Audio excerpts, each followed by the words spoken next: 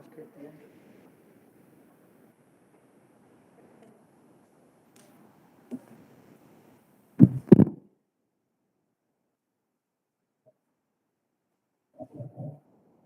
Okay, it's now 5:01. We'll be beginning the meeting. So I'll call this meeting to order and we'll do a roll call.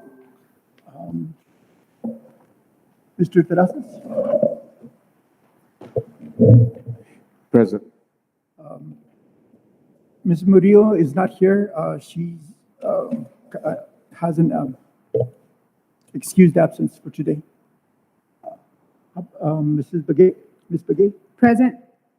Ms. Dean? Present. Okay, myself present, so we're 4 members present at the school board meeting. We'll start with the Pledge of Allegiance.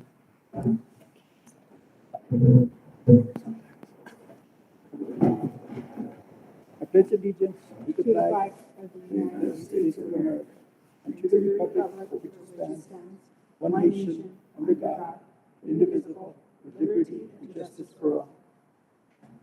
I salute the flag of the state of New Mexico, the symbol of perfect friendship among united cultures.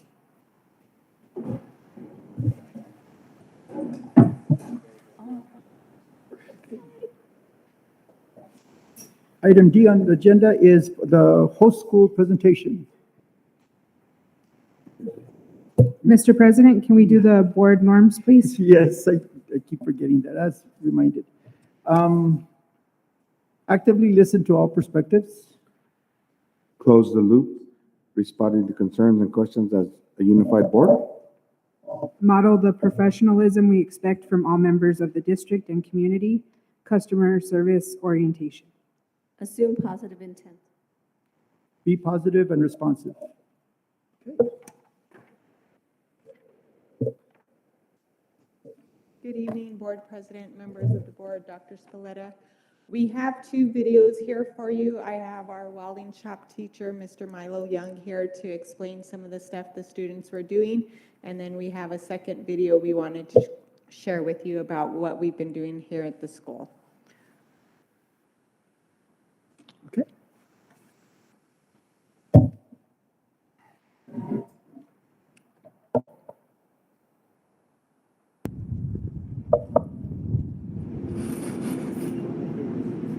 Okay, right here we have one of the students.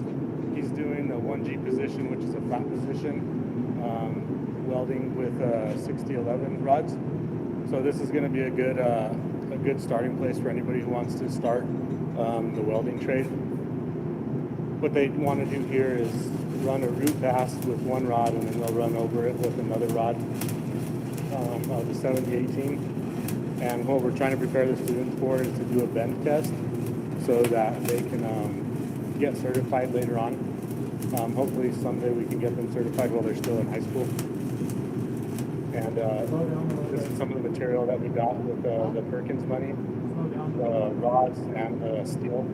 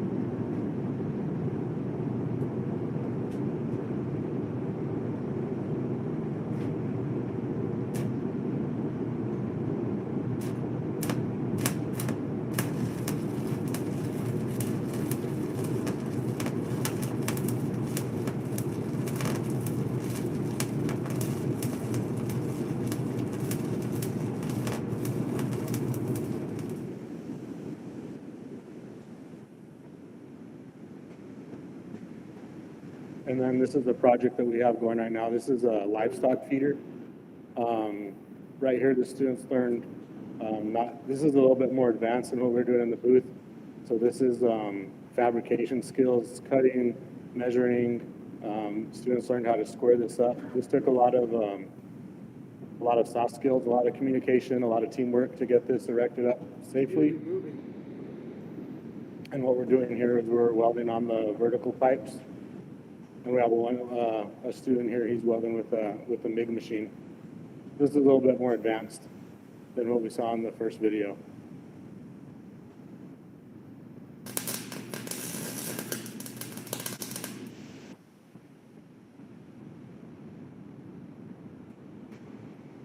And the beauty of this is if they mess up or anything doesn't come out perfect, they can grind their welds off and start over again. So some of these welds are in places where they need a lot of strength, but they get multiple passes at them if they don't come out just right.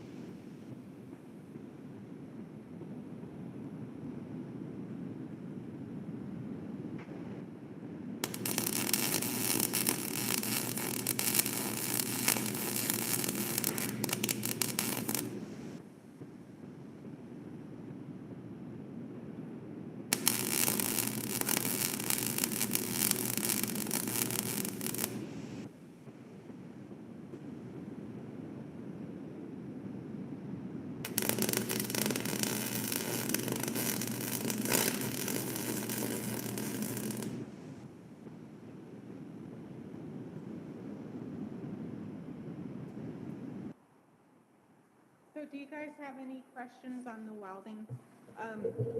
Like Mr. Young said, a lot of this stuff has been purchased with the Next Gen and Carl Perkins. We are getting ready, we got the grants again this year, so we are getting ready to make our second round of purchases in the next month or so. So hopefully we can get more machines, more welding equipment. We have the Next Gen and Carl Perkins for welding, auto shop, wood shop, and the computer classes. So all of that money has been divided up and approved through the state. So we'll be going on purchasing the equipment for them. So I've got a question on the personal protective equipment. Is there something we can do to buy them welding jackets or something to protect their personal clothing? Because I mean, you see the kids they're in. Okay. And also shoes as well, sorry. Like I noticed he's in tennis shoes, he should have boots or steel-toe boots on. Yeah, for sure. Part of our safety deal is they need to have closed-toe shoes. I know a lot of like the fabric tennis shoes don't work. The student in this video, they were all leather, so they were protected from sparks and stuff. We do have welding jackets. Some of them, we don't have all the right sizes, so today that it was cold, the jackets didn't fit over their like jackets that they were wearing, and it was cold in the shop. We don't have any heat in the shop, so they just chose to wear their personal jacket today instead of trying to put the big jacket over the top because it didn't fit. And the Next Gen money can be used to purchase more jackets. So welding gloves, jackets, leather chaps, all that, is that something we can look at moving forward? Yeah. Even a shop heater would be nice. I know Jaime was working on a new unit, so hopefully that's part of the. And I had a question regarding the fund, and this may be for Dr. Spalletta. We had received money for welding at the middle school. Has that phased in at any point, or is it expected to phase in? I don't know if Joyce has heard Frank, can you give us an update on that? Yeah, so. I can look into it. Okay. In addition, there's not anything like for cutting, or you do, is it strictly welding or is it cutting as well? And do you have like a plasma cutter or? Yeah, we have like several different ways to cut metal. So, the projects you saw, what we use, we have a metal shear to cut the coupons that they practice on. And then we have chop saws. We have 2 chop saws, and then we have a couple of oxygen acetylene torches, and then we have a handheld plasma cutter. We have a CNC plasma cutter that we've put together, and we're waiting on electrical work to be done to finish getting it set up. Thank you. Okay. Are there any other questions? Okay, Okay, so the next video is one of the Thank you. videos we had during our homecoming week. It is the Great Race. So what you're going to see is the championship round. Again, we have there's a drone working, so students working drones, the videoing, Mr. Burnett. So everything is coming together where we're having our students doing the live streaming sometimes if Mr. Burnett can't. Videotaping. So we're starting to get all the clubs and organizations working together to support one another. But we'll go ahead and show you guys the Great Race.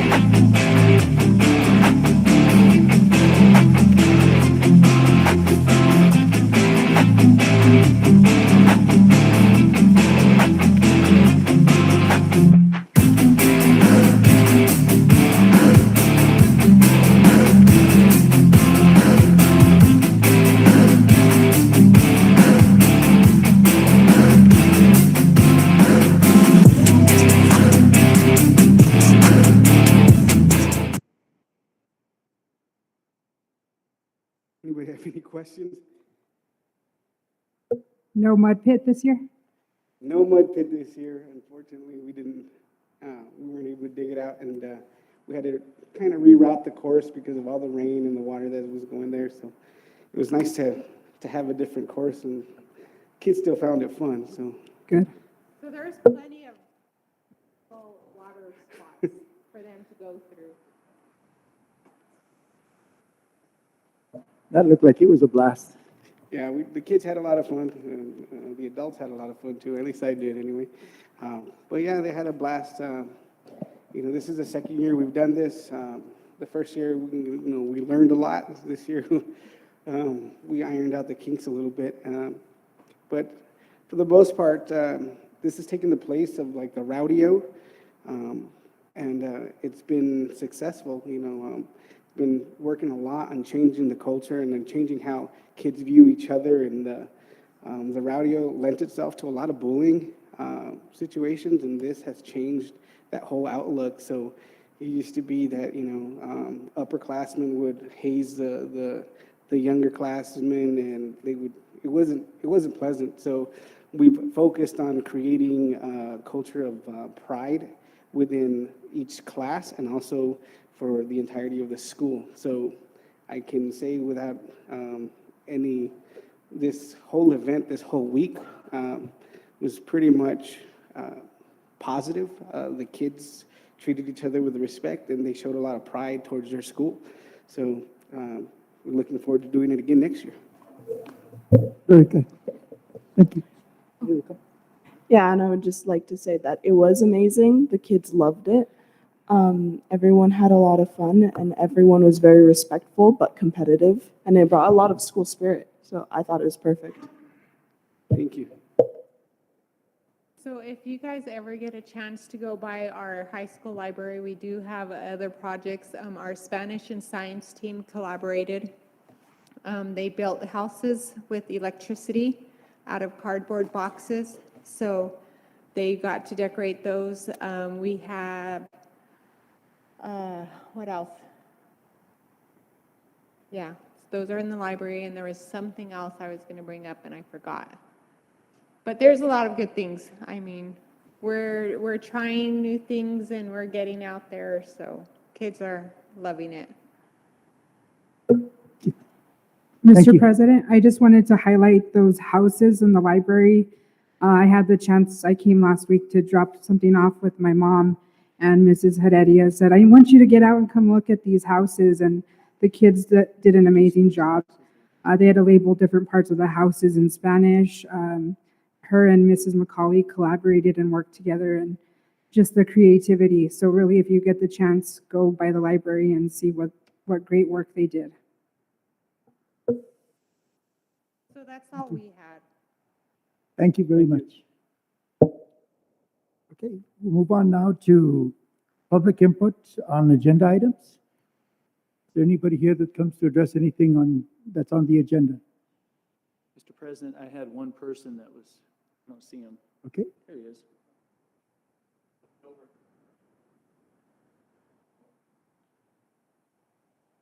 Good afternoon to all the members and Dr. Spoletta. My name is Ralph Jimenez. I am the president of Copper Little League, and I came to bring something up to the board. It's an idea that we've had for a few years that the mayor's kind of on board with, and after talking to Dr. Spoletta, we think, or we're hopeful that we can make it a reality. So I am coming to address the bottom softball field good. for Cobre schools. It's the field located between the Bayard Elementary and the Snell football field. If you guys have seen that field over the last few years, it's always in disrepair since the construction started down at the bottom to get that sewer system in, or sewer water lines in. Last year, we had one of our volunteers who dedicated, without joke, about 4 months of working on that field. He had it looking more or less, very, very well, very playable. But what happens is that Copper Little League kind of takes care of that field for the months of February through June, but then after the month of June, nobody really watches or takes care of that field again until we get back on it in February. And so what it does is it causes a lot of stress onto not just us and the community, but also to our board and our volunteers. So we were hopeful to bring this to you guys, and we're hoping that maybe we can do something where Cobre Schools would do an MOU with the city of Bayard, or even a 99-year lease or a 50-year lease with the city of Bayard, so that we can try to get some kind of control on that, and the city could jump on board and use their faculties and their workers to be able to go ahead and address that field. What I can say is we're grateful that you guys let us borrow it. Please don't misunderstand what I'm saying. We love it. You know, it's just, it's become a handful over the years that nobody watches it except for us. So starting in February, we'll be back to square one, having to start all over again on that field. And that's that somebody actually cut the grass this year, so we're thankful for that. But what we're hoping for is that the board can do some kind of MOU or something to the city of Bayard. And then we're also hoping to bring in that outfield fence to 200 feet to make it an actual field that Cobre softball can use. Because right now what's happening with that field is it's kind of one of those fields where it's too small for Cobre baseball, but it's too large for Cobre softball. So we're hopeful that if we can bring in that fence to 200 feet, that'll make it a legit playing field for softball in the state of New Mexico. And that's something that Cobre softball can use to practice on for one, and maybe even when they host their tournament, host the consolation games maybe down at that field while the winners bracket games are up on top on the main field. There's a lot of benefit to getting that field fixed up, and we're hoping that, you know, maybe by addressing you guys, we can get somewhere with it, you know, in the near future. Like I said, I talked to Mayor Fierro, and he is on board to do some kind of MOU or lease, so they can get, you know, their people on there to start keeping it up during the year. And if you guys can recall, that field back 20 years ago used to be some of the nicest grass you can find in Bayard. Now that field doesn't have grass.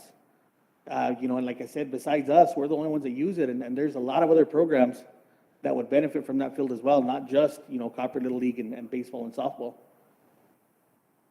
So with that being said, I would just ask you that you guys keep it under consideration. I spoke with Dr. Spalletta earlier. I know that we're hoping that we can move that fence in soon, just so we can make it an official field. Did anybody have any questions for me at all? Well, we really can't engage in a dialogue at this point, but it is on the agenda, and we can see about moving it up on the agenda so that we can engage in that dialogue. And the reason is,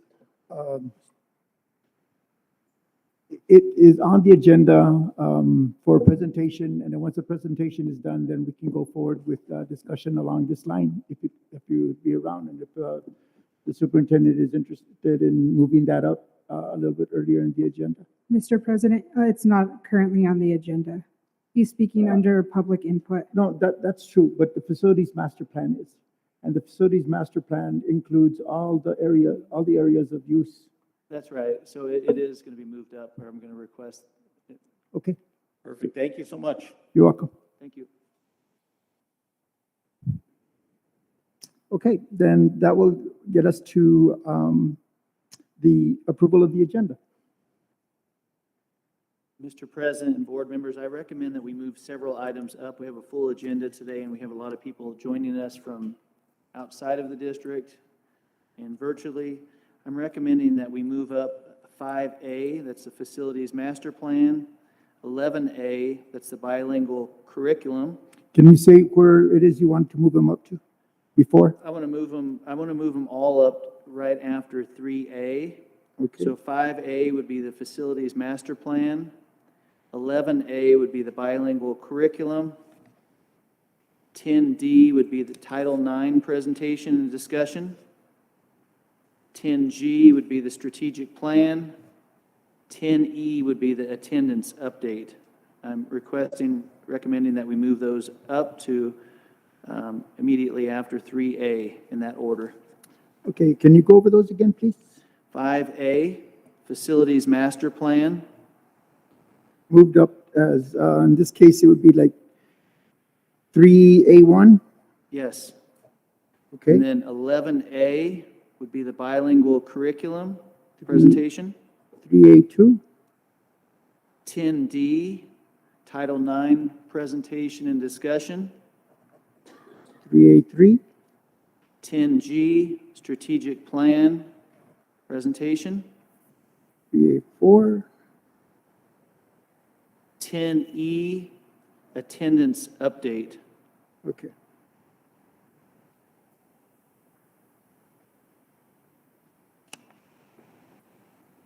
Okay, I'll entertain a motion to approve the agenda with the changes noted. So moved. Is there a second? Second. All those in favor signify by saying aye. Aye. All those opposed, same sign. Motion carries. That brings us up to Facilities Master Plan then. So, Mr. President and board members, we have Paul Aguilar and Chris Aguilar here, and Mr. Kinnon is also going to be with them to discuss the Facilities Master Plan update.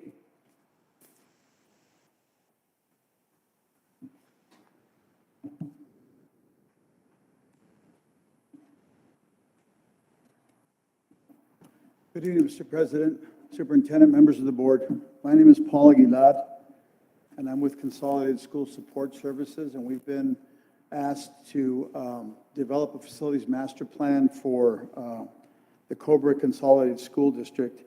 Mr. President, Superintendent, members of the board, this has been a long but in-depth process, getting to know your school district, getting to know your facilities, try to understand the needs of the district as it relates, as facilities relate to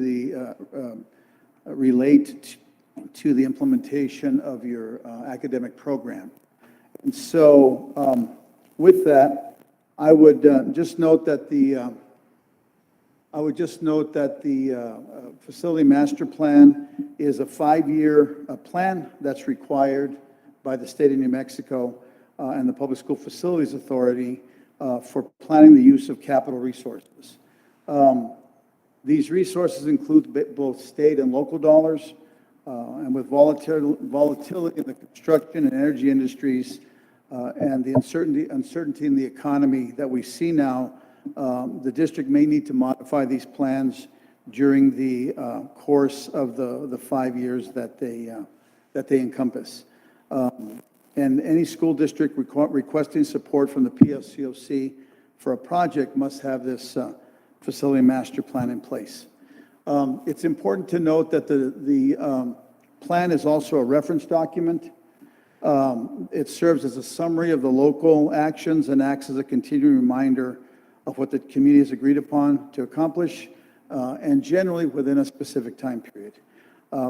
But bear in mind, Mr. President, Superintendent, members of the board, the facility master plan should not be engraved in stone. It should be a living document and reviewed and updated as conditions change within the community. I'm going to go a little off the PowerPoint at this moment.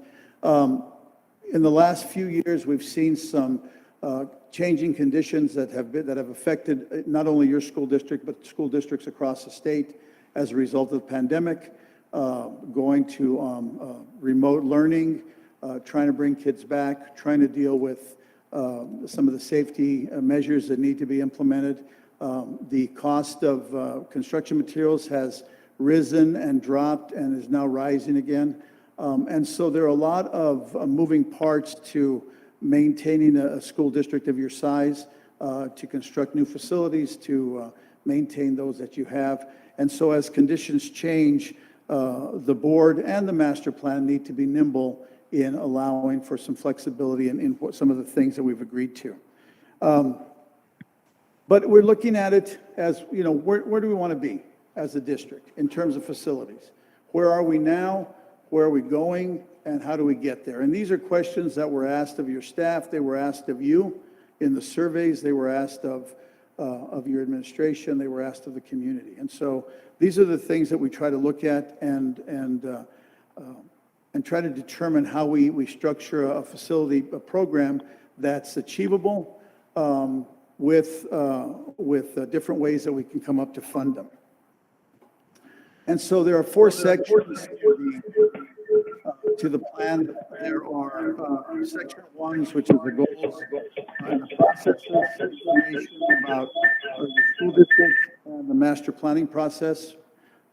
Section 2 talks about your existing conditions and then projected conditions over time. And we look at space, we look at programs, we look at instructional delivery, we look at the demographics of the district and how those demographics impact enrollment.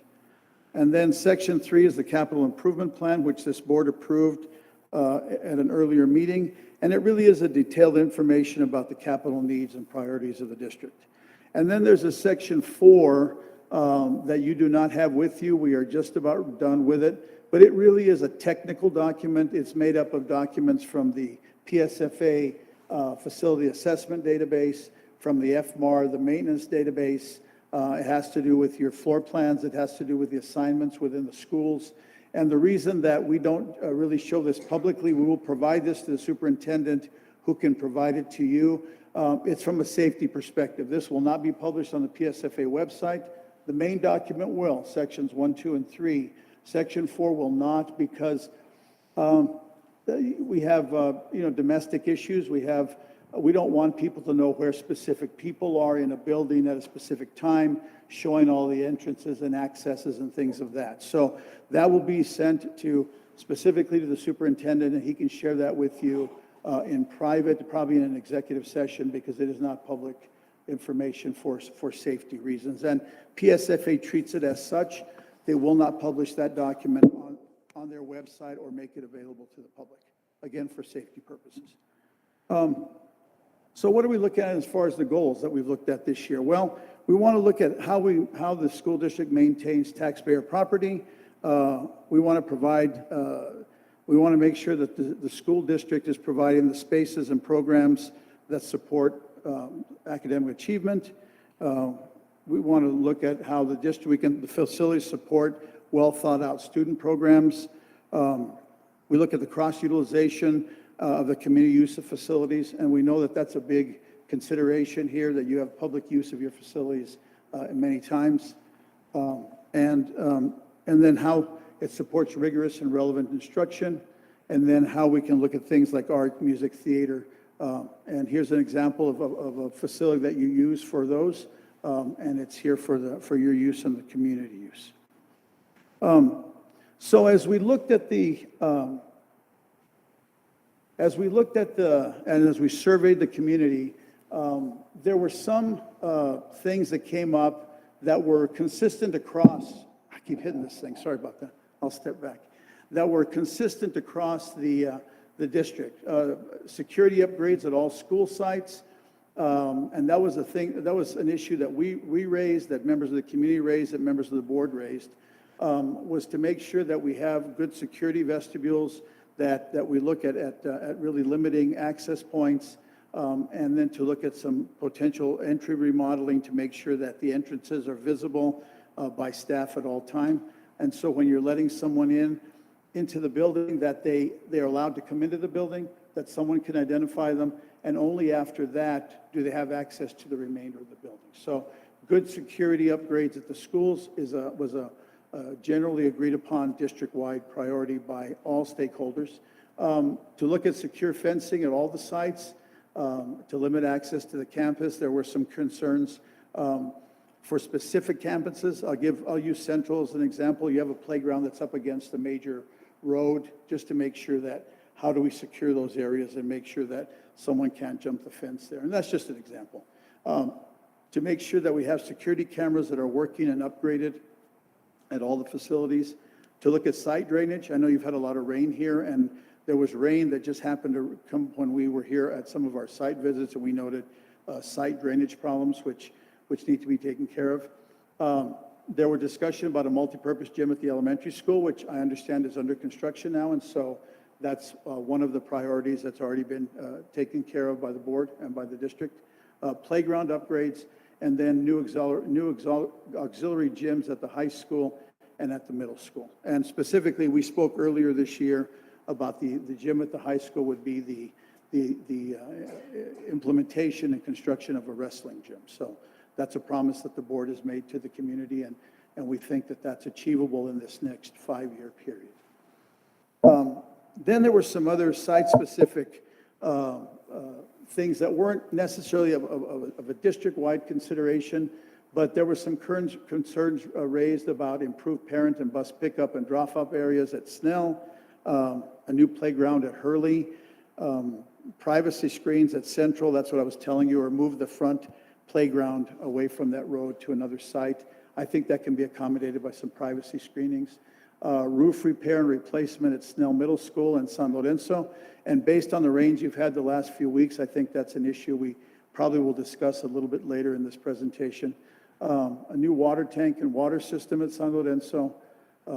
Repair and replace a lot of door hardware at Snell, and then a new track, or to repair the track at Bayard. So these were some of the site-specific priorities that were mentioned by stakeholders. Again, they're not district-wide priorities, but specific to the campuses. So as we look at that, I wanted to talk a little bit about the Bayard population and the Grant County population. So we're, if we could go back one slide, please. So as we look at the demographics of the district and how they're going to be affected by the local population, the population of Grant County has been declining slightly over the last 10 years and is projected to continue declining beginning with the 20 census and then moving on for the next 20 years.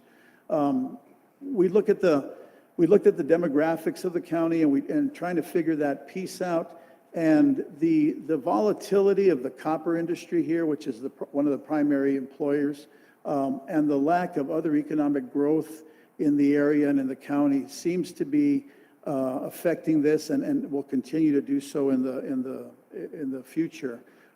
This could change depending on whether there's increased economic development in the county.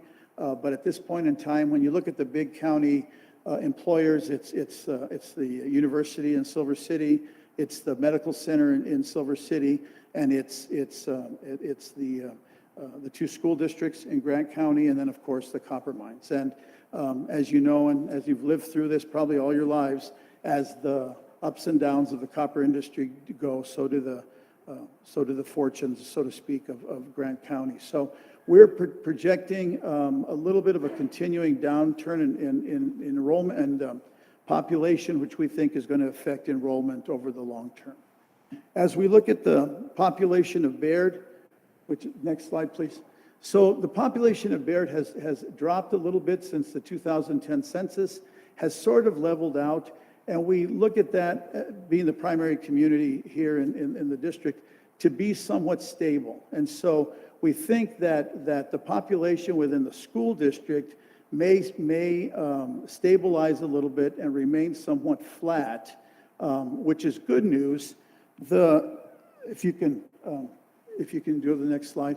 The issue that we see, and this is the population change within the Cobre Consolidated School District, and what you can see is that there's been population declines in the Santa Clara area, a little bit in Bayard, but not significant, and in the Faywood area, and so there's been some declines in those areas. There's some fairly large percentage increases in San Lorenzo and particularly, and a little bit in North Hurley, but those are such small population centers that it's a large percentage increase, not a huge, not a significant increase, although the census for the entire district did increase about 89 people over a 10-year period. So that goes to that discussion I said earlier that it looks like the population of the school district might be settling in.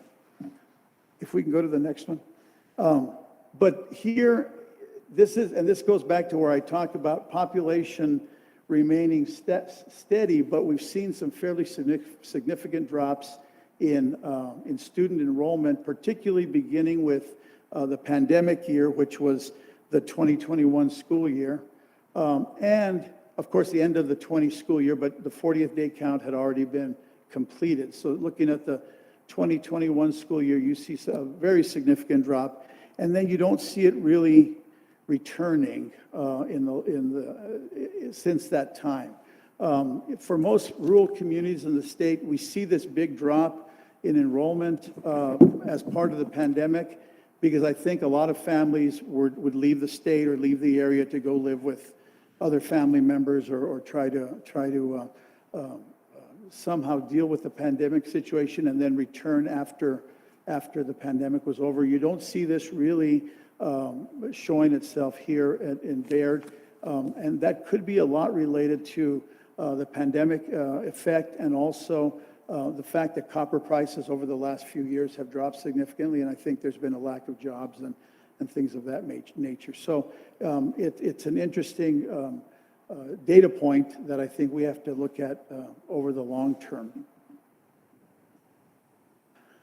So this next slide is, next slide, please. There you go. This is the overall historic and projected enrollment. And you can see the big drop in 2021.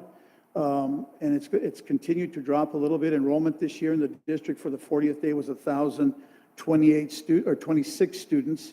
We expect to see a little bit, and the projections are all a matter of running a regression analysis. And so we're looking and projecting a little bit of a bump next year by a few students. But then, as we looked earlier, even though the population is settling in a little bit, we're expecting to see some, not a lot, but modest reductions over the next 5 years continuing in the district. And this could be for a couple of reasons. Don't change it yet, please. So one of the things that we've looked at here in the Cobre School District is that as you look at and this is all in the FMP you have or you've been given, but one of the problems that we see is there's been some movement away from the community. We believe it's part of employment, part of a situation with probably with the mines, but also only 26. If you look at the population of the district, only 26% of that population is age 18 to 45, which are prime childbearing years. So you're seeing only a quarter of the population in the age range that's related to childbearing. And so if you're not producing, not to sound like a business model, but if you're not producing more clients, it's going to be difficult to see those numbers continuing to rise. And we saw a big decline in the last 10 years in the population of Santa Clara. And it's unclear why, but we believe that's a historic community. And if that childhood bearing rate is in there, we see that the district is becoming more of perhaps a retirement age community rather than a childbearing community. So we anticipate that population will continue to decline somewhat, and we'll have to figure out how to do that. So, not to sound glib, there's only one way to make babies, and if you don't have people that can make them, it's going to be a difficult situation. But now for the good news. Next slide, please. Nope, one back, please. Sorry. The other way. There you go. This is something the district really needs to be proud of. If you look at the testing scores and the achievement data and all of that sort of information that's come out of PED recently, so many districts are underachieving in terms of what their children are doing. One of the things that Cobre does very, very well is graduated students. With over an 80% graduation rate and higher than the state for the last 5 or 6 or 7 years, and continues to be higher than the statewide average. So I think that's good. You have kids, once the kids are in your school district, they're loyal to it, they continue, and then they graduate from here. So I think that's something to be proud of, and important to point out to the community. If you can go to the next one, please. So as we look at your buildings, and this will go to the part of a little bit of discussion in about the next 5 minutes, you have 2 buildings in the top 100. These are the 22-23 rankings. The 24 rankings are out, but they're preliminary and have not been finalized yet. But the Cobre High School moves from 84 in the list to 83 in the list in the 23 rankings. What's important about this is that the PSFA, the Public School Facilities Authority, generally asks for projects to move forward if they're in the top 100. And so you have two schools, obviously, in the top 100. And if you look at that number, the weighted MCI, that is obviously the higher the MCI, an MCI, the worse condition the building is. And so Cobre High School is prime for moving forward on a construction project. We discussed this at the last meeting that we met with you, and we want to think through how that can be achieved within the life of this 5-year plan. And we'll talk about that in a second. So this next slide, this is the assessed valuation of the community. And this is an important slide because tells you kind of what's going to happen when you decide to go out to bond elections. And if you notice, residential valuations in the district have been rising in the last 5 or 6 year time frame. Not significantly, but it's important that they are rising. The non-residential continues to rise very, very modestly, but continues to rise. The situation that's going to really affect the Cobre schools is the assessed valuation of copper. It has dropped from 164 million in valuation in 2017 to about 93 million in the preliminary valuation for 2022. So if you think about the presentation that was made to this board a few months ago from your bond advisors, we had talked about the idea that at the next bond election, you could go out for a bond of about $2.5 million or so.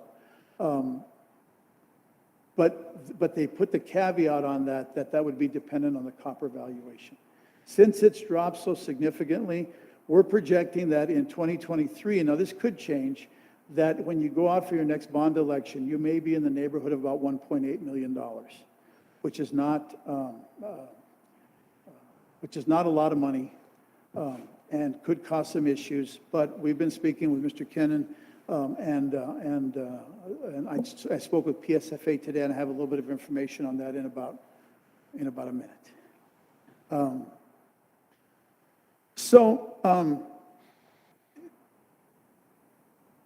This next slide, and there's a lot of words on it, but let me point you to the middle piece that's highlighted, and I'm going to read it. I know you can all read. For Cobre, state funding covers about 17% of the cost of projects, with the district paying 83%. Of interest is that in the last 2 years, the district share of standard-based project has increased from 64% to 83% in a time when the district's tax valuation is dropping. It's unclear if the recent changes made in determining the local state share are working as intended. So the state calculates based on valuation and a number of other factors, the share, the local share and the state share of every single project. There were some recent changes in the last 2 years that were made to the statute that were supposed to account for districts that had a high local share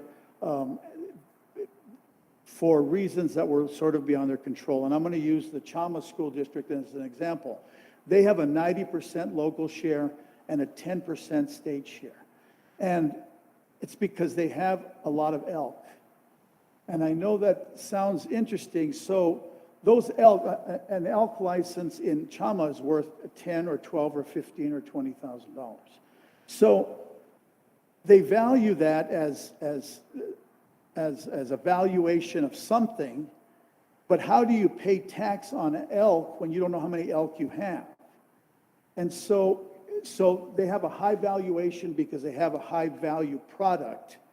And so people thought that was unfair, and so they came up with a different calculation that seems to have worked backwards. And so I think Cobre was one of the districts that got caught up in that. And so in discussions with the PSFA this morning, actually, the Public School Capital Outlay Task Force and the PSFA are going to be working with the legislature this next session to try to figure out how we come up with a way to fix that. And I think it needs to be fixed. They're looking at the valuation from 2 years ago, and your copper's dropped significantly, yet you're being stuck with that extremely high local share, and that needs to be fixed.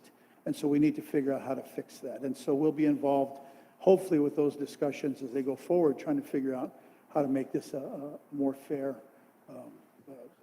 calculation.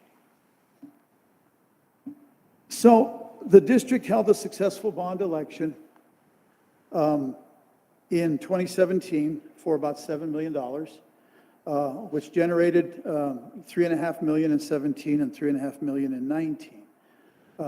And then as of December 30th of 21, the balance remaining in the bond fund was about $1.5 million. That, if you remember the discussion back, I think it was in March, those were pushing up against the timeline to get spent by the end of this year, or go back to just not get, to get lost and not be available, would go back into your bonding capacity. And so the decision was made to get the multipurpose gymnasium at Central built, which I think is underway, and that's a good thing. So again, as I mentioned just a few minutes earlier, the district anticipates conducting the bond election in 2023 for about $2.4 million.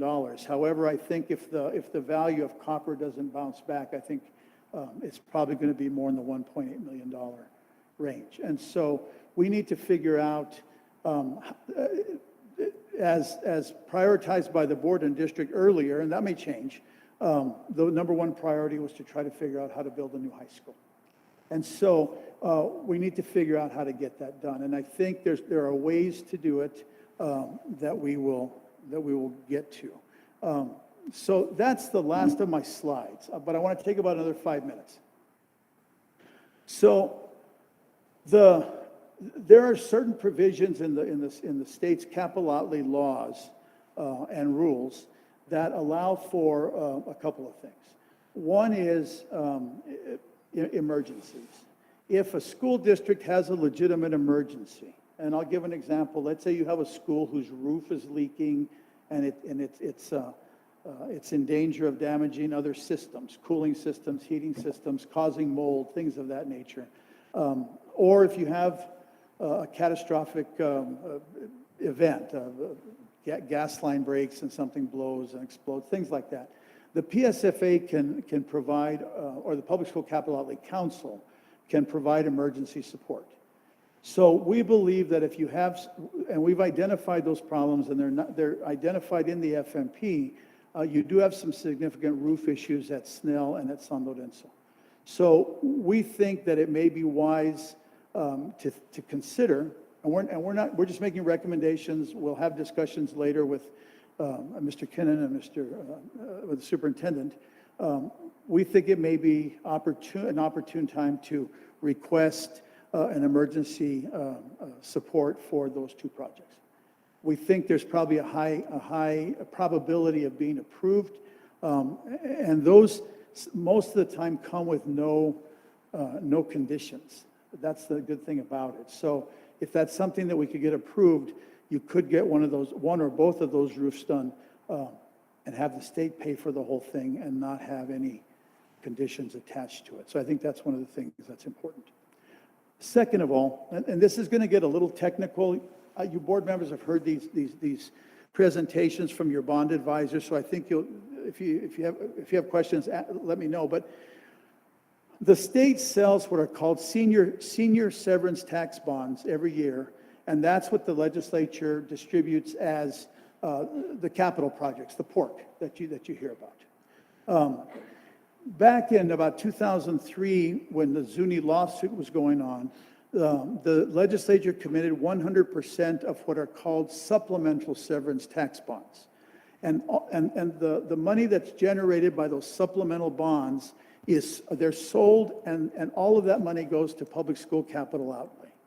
And there's been years when that number has been as high as $200 million and as low as $50 million. But there's always money there.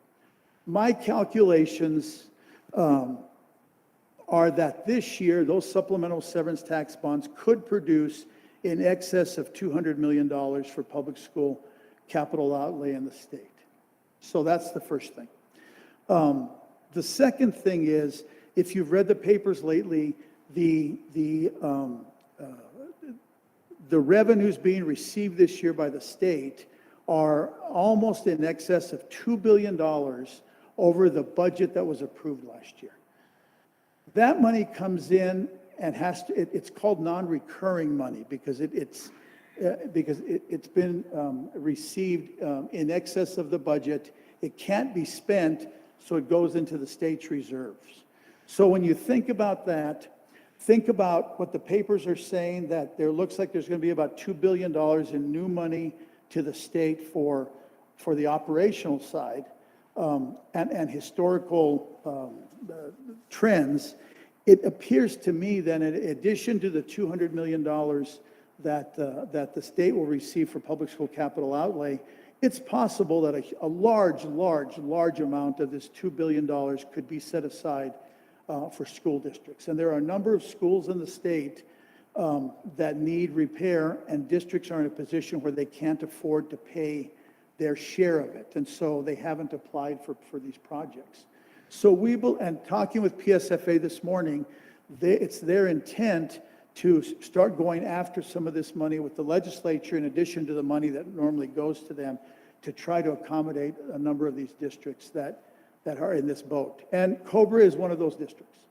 You have, in your FMP, we produced in section 3 a spreadsheet of those priorities that you suggested. And we believe that to right-size this campus we're on, preserving this particular building, preserving the gym, and maybe some other critical spaces, and then building a school between the two, we could right-size this campus for about $25 million.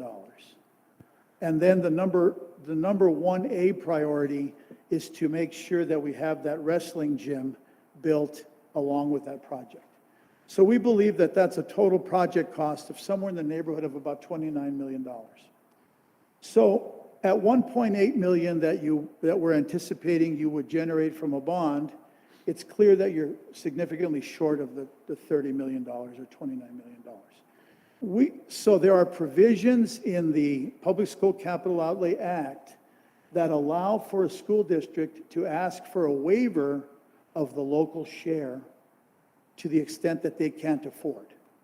And so if you think about a $1.8 million bond this go round and a $1.8 million bond in 2026 roughly, you're looking at about $3.6 million, okay? Take that out of the whatever your local share is, and then you ask for a waiver of the rest of the amount. And there's a provision for that. We believe that the climate is right now for that sort of a strategy because there's so much money involved, because the PSFA is understanding that the state-local share issue needs to be addressed and remedied.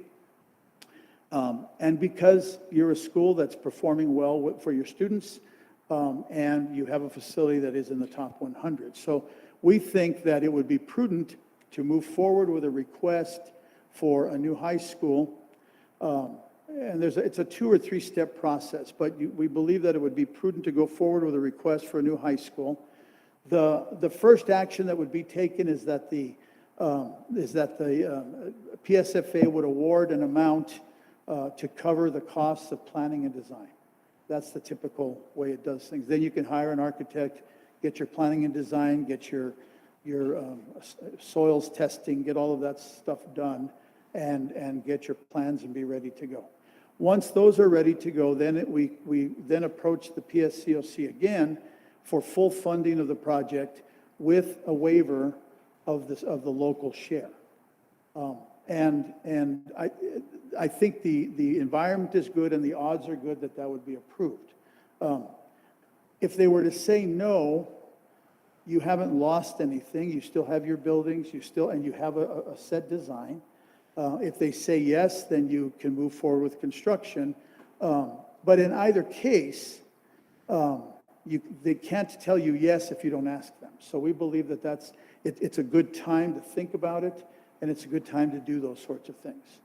And then the third piece is that a few years ago, the legislature passed components of the Public School Capital Outlay Act that would lend themselves to the repair of systems.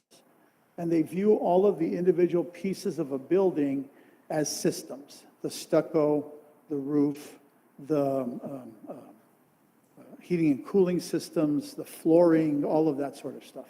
And so if you have some other projects that are important to preserve your buildings, that then it would be possible to then move forward on asking for systems awards and working through that project. So we think there are 2 or 3 different ways that we can move forward and help you accomplish your 5-year plan and try to get as many of those projects done.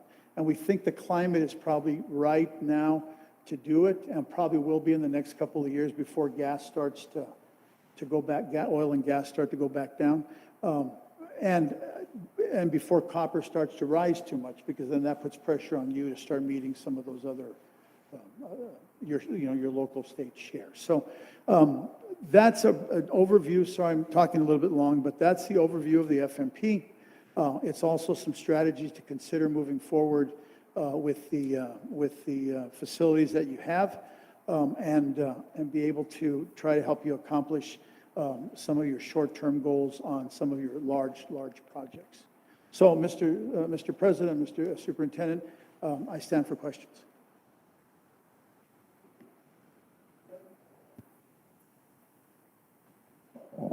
So, Mr. Aguilar, you mentioned $25 million for new high school, is that right? Yes, sir, Mr. Superintendent. We believe that with the preservation of this facility and with the preservation of the gyms are a big expense.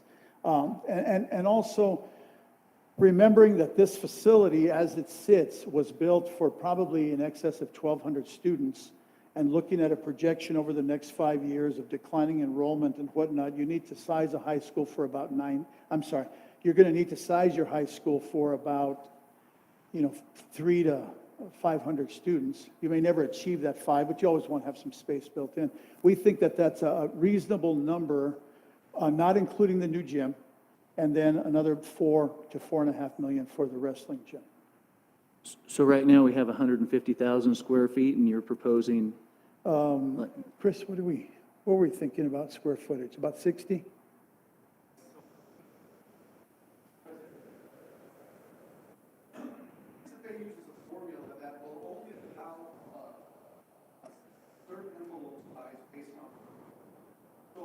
At 155,000, you guys the final facilities that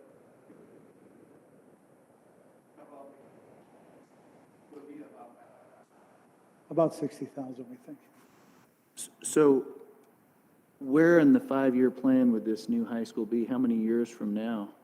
Well, Mr. Superintendent, again, it depends on what happens at the legislative session. We believe that you could go forward with I think the applications are due in December.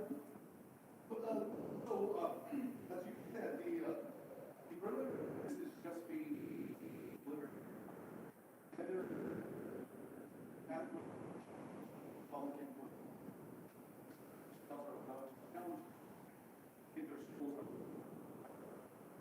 So really the whole process will start in the springtime. Okay.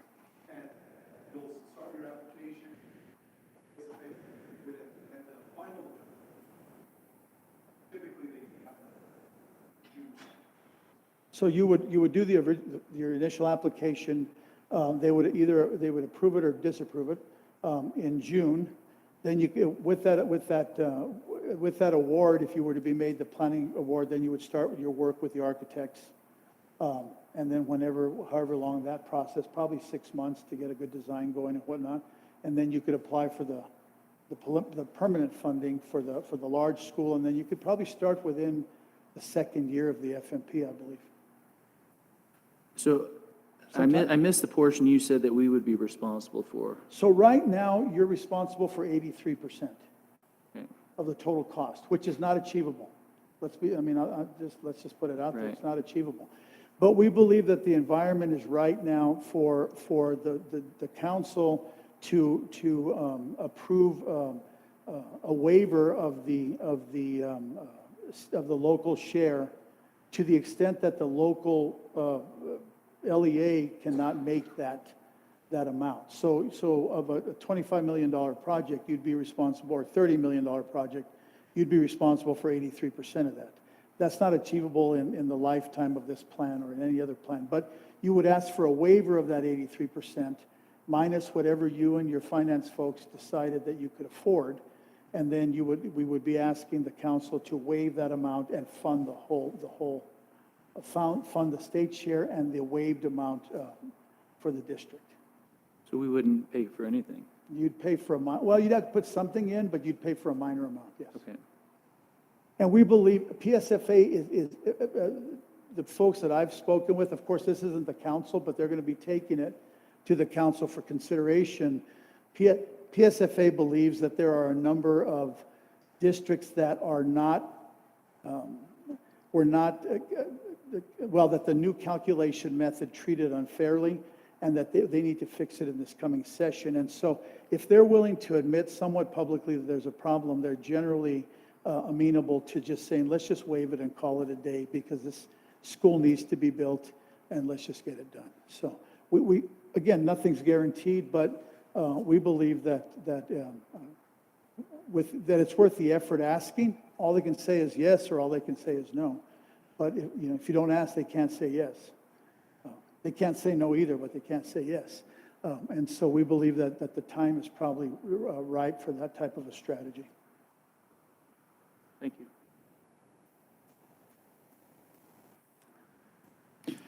The valuations that you mentioned in your presentation, as far as they pertain to copper, are not valuations of the mines or the equipment or anything else. It's a function more of the productivity, the production of the copper. Yes, the land is only worth it's obviously worth what people want to pay for it, but land is only worth in terms of valuation of the product that's in it. And so it can be pumice, it can be gas, it can be oil, it can be copper. And so it's the estimated value, and I don't work in the valuation areas, but it's the estimated value of the copper that's there. That's where your property taxes come from. There are other taxes on equipment and that sort of thing, but they're not included in that particular tax base. I believe that is different because of a specific bill that passed quite some time ago, which was the ad valorem tax, yes, production tax. So it's not so much what is in the ground as opposed to what is produced and sold. Severed and sold is the term, yeah. Yes. So in the case of making an argument for our circumstances, the production is volatile, and it's been on a steady decline. And at the same point, our school is much bigger than it needs to be, and it costs more to keep an old building running for 1/3 of the students. So I do think that there's plenty of arguments that we can make that can give us good consideration, not to mention the people from this district. Our representation from this district is at a pretty high level of influence. So I look forward to working with Dr. Spoleta and the rest of the board, and perhaps getting a hold of you to guide us a little bit more on the application process. So the concern too is that the bonding capacity dropping from $7.5 million, from $7 million to $2 million. I don't understand why that would be such a dramatic drop. When you sold, so it's a function of dollars on hand and bonding capacity. So when you sold in 17, you didn't have any bonding money available, is what I understand from your tax advisor, your bond advisors, and so you had a lot more capacity, which was $7 million. Now where you're still paying off, you only have 56% bonding capacity right now because you're still paying off that last set of bonds. So as those payments lower that, your capacity goes up. So that was where you would sell a little bit now and a little bit in a couple of years, or you could wait and sell more later. But bear in mind, Mr. President, that you also want your tax rates to be stable. So if you were to wait and you would require less taxes to pay on what you owe, then it's hard to convince the public that even though you're raising them back to where they were, it's hard to raise those taxes again. So, there's, I think your bond advisors have a strategy on how to keep those flat so that the community is comfortable with the taxes they're paying until such time as you can get some additional capacity built. And the structural part of this plan, are there recommendations on what is, you mentioned several recommendations regarding safety, and certainly those are paramount, but the infrastructure, electrical here, especially at the high school, is there an estimate on the cost that it would we would need to put forward all the electronics that we're going to hopefully be using, as well as the air conditioning that we're in the process of implementing? Well, so Mr. President, no, the electrical was not brought to our attention that it needed to be done. We were looking at building a new school and getting all those taken care of at the same time. The issue with making improvements on schools that you're wanting to get funded is that as you're ranked 84 now or 83. As you do improvements, those improvements are put into the calculation of things, and then it moves you up. And if it pushes you out of that top 100, then it causes some issues. So we understand that things have to be done, but I think once the superintendent gets with the board and you all decide what direction you want to go in the high school, then that would dictate which direction we're going to go on repair or replacement or what you want to do. So I think your first decision is, what do you want to do with the high school? Do you want to pursue this avenue of funding? Do you want to look at a new high school? And then if so, then we don't do too much. We obviously, things have to work while kids are going to school, but we don't do too much to, for example, replace the entire electrical system and then tear it down in a year because you're going to build a new school, right? It's throwing dollars after, I forget what the dicho is, but you don't want to waste that money. And the square footage difference between what you're proposing to be the right size school at the high school versus the current square footage? Well, so the current square footage, I don't have it exactly, it's about 150,000 or a little bit more. That was built in, that was 1956, 1974, we just kept adding on, but now your enrollment's down. So we think about a 60,000 square foot building, plus probably the existing square footage of this facility and the gym would put you where you need to be. And it's not taking away programs.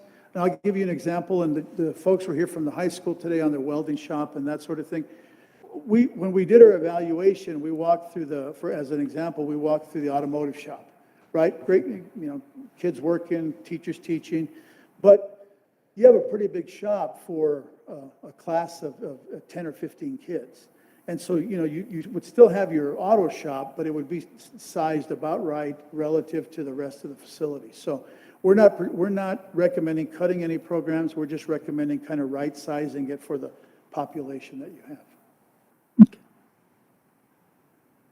Are there any other questions?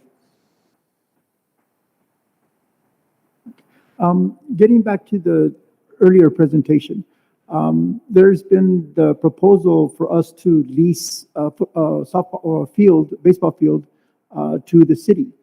Are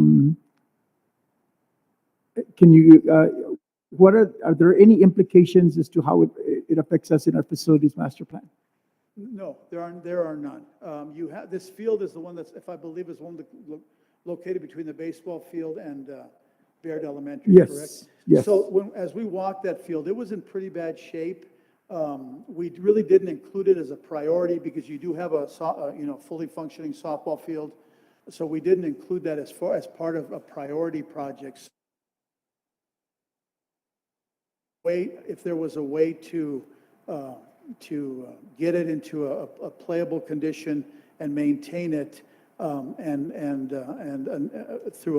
an agreement with another entity where they would take responsibility for that, it actually might make sense, particularly if the school can remain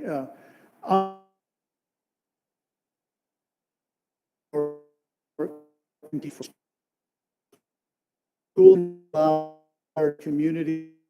That goes to that the community and cross use. So it's an important board. As we did our evaluation, we know that you allow the little wrestlers to use the wrestling facility. We know that folks use the gym. We know that these are always important in communities, and we think we would encourage that. There wouldn't be any impact on, I understand that there's a land requirement per school, and this would not affect that if there is such a thing? Mr. President, no, it wouldn't. You have more land and more buildings than you need, so that would be fine. It wouldn't have any impact on that. Okay, Thank you, Paul. thank you very much. Thank you, Mr. Superintendent. Mr. President, if you don't have any edits, I don't know if you have made some edits other than the ones you sent me, we'll be submitting this plan to PSFA in the next few days, and we'll work to get approval as quickly as we can. Thank you. So the edition that we received, is that the final edition? Is that? Paul, I don't think we've received this one that you've presented tonight. This was just excerpts from the one that I sent the other day. So okay. you have the final version. So remember, there are 2 volumes. What you've received is volume 1, 2, and 3. I mean, sections 1, 2, and 3. Volume 2 are the technical pieces. Those are just about done, and you'll receive them in the next few days. And that's the one that's got the FMAR, the FAD, the floor plans with teachers' names, all of that sort of stuff.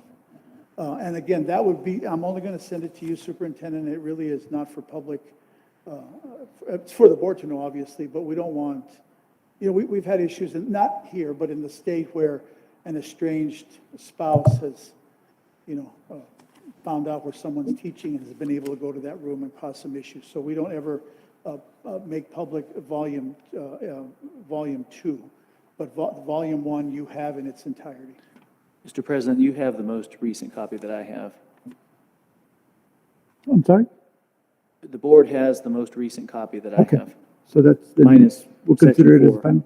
Okay, thank you. Thank you. And Mr. Stewart, if you have any questions, please call me or email. I appreciate it. Thank you so much for your time. You bet. Thank you very much. Okay, did you have any additional comments regarding the playfield, sir? Mr. Jimenez? Okay, thank you very much. Okay, so now that moves us to... Mr. President, I have a quick question. Could we put that as an action item to do the memorandum of understanding for our next meeting? As we get to do the agenda for that? Yes, I think it probably good to have a meeting between Dr. Spoleta and the Mayor, Chon Fierro. And we met earlier today to talk about it, actually. okay, then if we can, if you can get far enough along that way that we could put that on the agenda for the next meeting, that would be great. Thank you. You're welcome. Okay. So next comes the Title IX. I'm sorry, not that, the bilingual curriculum. So we have a group of staff that are going to present, and Ms. Chavita, are you here somewhere? I don't see you. Oh, there she is.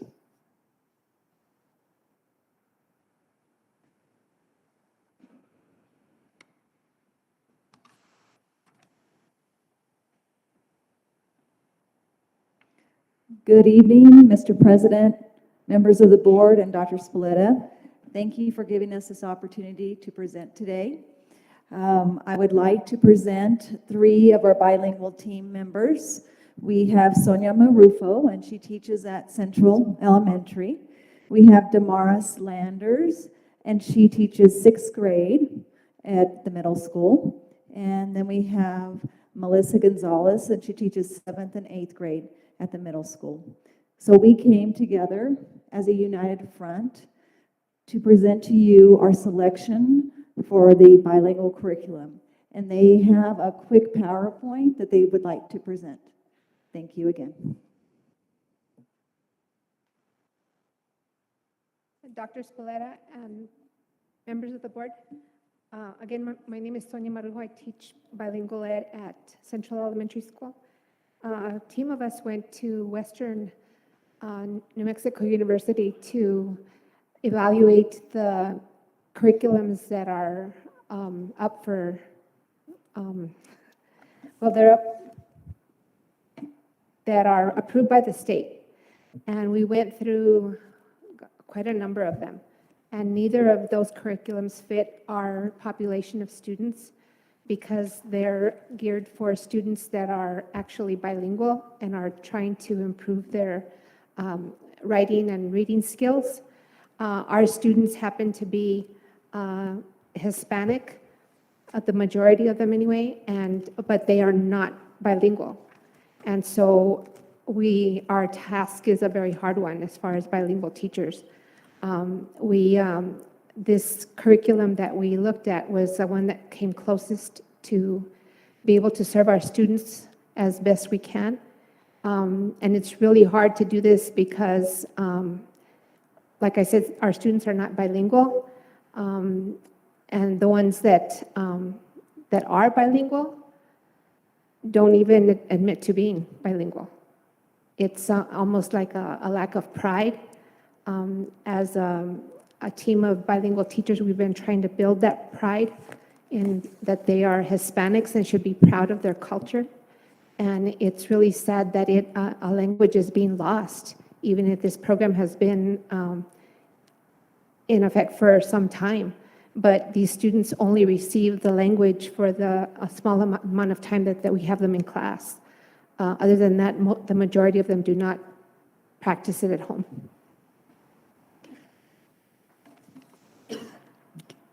Hi, my name is Ms. Sanders. I'm just going to present to you some of the curriculum that we've been looking at.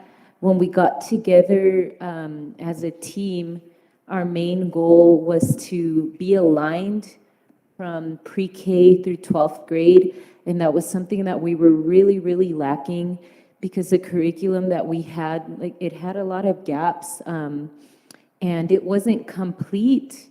And there wasn't a scope and sequence, or there was major components missing like grammar and other practices. So those are the things we had in mind when we started looking at the curriculum. We chose some out with the idea that we wanted to be aligned so that we knew where they had to be at by the time they got to 3rd grade, where they were going to be at by the time they got to 6th grade and moving forward to whereas before, because we didn't have those scope and sequences in place, we didn't really know what the other levels were teaching. And it seems like because, like Ms. Marujo said, our kids aren't proficient, it seems like we were all starting, it felt like we were all starting over. So that was our main goal, aligning everyone.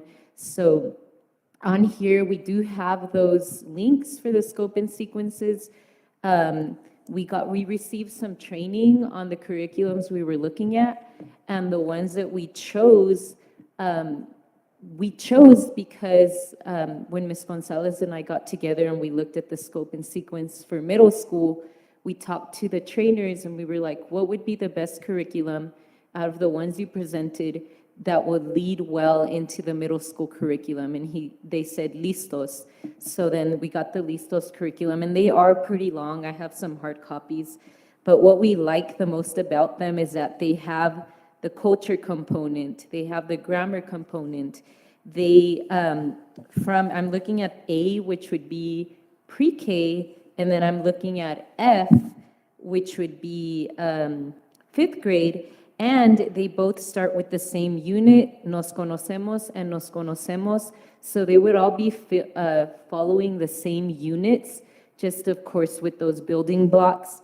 And another thing we really like about this curriculum is that it goes through the 21 Spanish-speaking countries by the time they finish 5th grade. In pre-K, they right away start with Honduras. And what I'm seeing right here at the end of 5th grade is they finish with Ecuador. So we really like that it incorporates all of those different cultures. And then leading into the middle school curriculum, which is called Encuentros on the next slide. I have a couple of pictures of the big, on the next slide. Well, leading into the next curriculum, it also follows like for 1A would be for 6th grade, 1B would be for 7th grade, and then by the time they're in 8th grade, they will be at the Spanish 2 level with the projection that maybe a year after adoption, they will be able to start at Spanish 3 and 4 when they get to the high school level. Now that we're all aligned and we know where we're going and we know what grammar steps to take, hopefully this is a great place to start where we can get some of that proficiency going. So that's for middle school, that's 6th and 7th grade. And again, it has Mexico, Puerto Rico, Guatemala, Peru, it has all of it. And it has, when we got our training, it has some awesome online stuff where they will be able to practice in class speaking with partners, with headphones, which is a big part of the Avant test. They need to get used to wearing those headphones. And then moving forward, the curriculum that the high school has is called Así se dice. And also looking at just the curriculum map, it really lays it down to where if we get this going and we do a good job at it, they would be able to start at level 3 when they get to the high school level.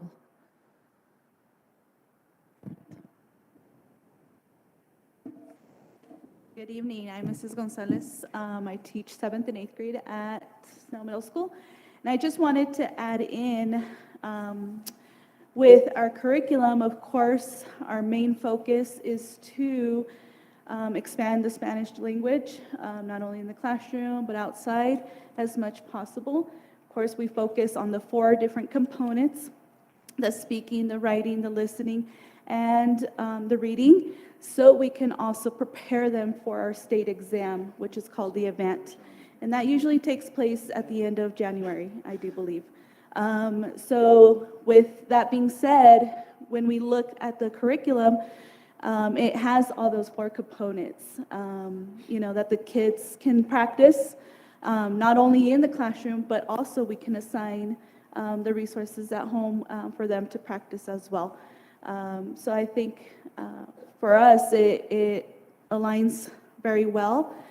So we could start them off because, of course, the speaking is the hardest as being an ELL student. So it's just to prepare them and get them to practice and keep going, keep going, keep going. Of course, we want to have them proficient by the time they graduate. That's our main goal. But of course, we got to come together and start at the lower levels and work together at it. Thank you. Any questions? Sorry. Thank you. Other questions? I do, I have a question. So what I understand is that most of our students are not home Spanish speakers. They're second, so this is not a true bilingual program. It is more like a language program. Is that correct? Okay, and so how do you accommodate students who are actually true bilingual students? So I know there's students in like 3 schools that are only Spanish speakers that are in our school, so what's the accommodation for that? I'll step in. So for the curriculum that I'm using, and of course this offers it too, they offer resources for Hispanic heritage learners. We teach them the all Spanish, and they have everything in Spanish for them to do and whatnot. So their immersion, do they get TESOL or ESL for those that are Spanish speakers, or is it just a a full immersion into English and then they just transition? What does that look like? And then also, a part of that is since you do have families that are Spanish speakers, like communication home, information to the parents, stuff like that. Something that we really liked about this curriculum and that our trainer showed us was that piece of that differentiated instruction. Like there was some stuff set in place that was already to the level of if we have Spanish speakers in class, which right now in my class, in my 6th grade level, I do have students that are labeled TESOL. I do have students that are labeled Spanish speakers.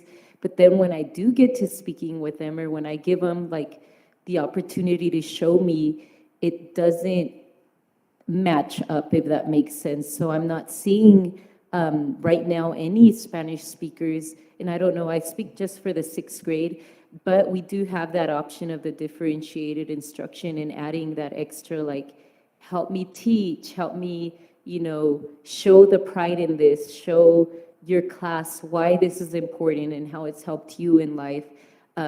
Being bilingual, even as a 6th grader. So hopefully we can create some of that excitement from pre-K all the way moving forward. And even those students that maybe are labeled Spanish speakers will emerge. But at the moment, I'm really not seeing many as far as in my grade level. So it's just full English immersion and whatever support the teacher gives to them is what's happening right now at this moment. Are you talking subject regular or just for So Spanish? in elementary, if you have a student who is strictly Spanish speaking in a classroom, in an English-only classroom with, which not bilingual, it's Spanish as a language, which this child already speaks. What's that accommodation for that student who only speaks Spanish in a regular classroom? Is there like a, oh, Mrs. Marquez has her hand up. Yes.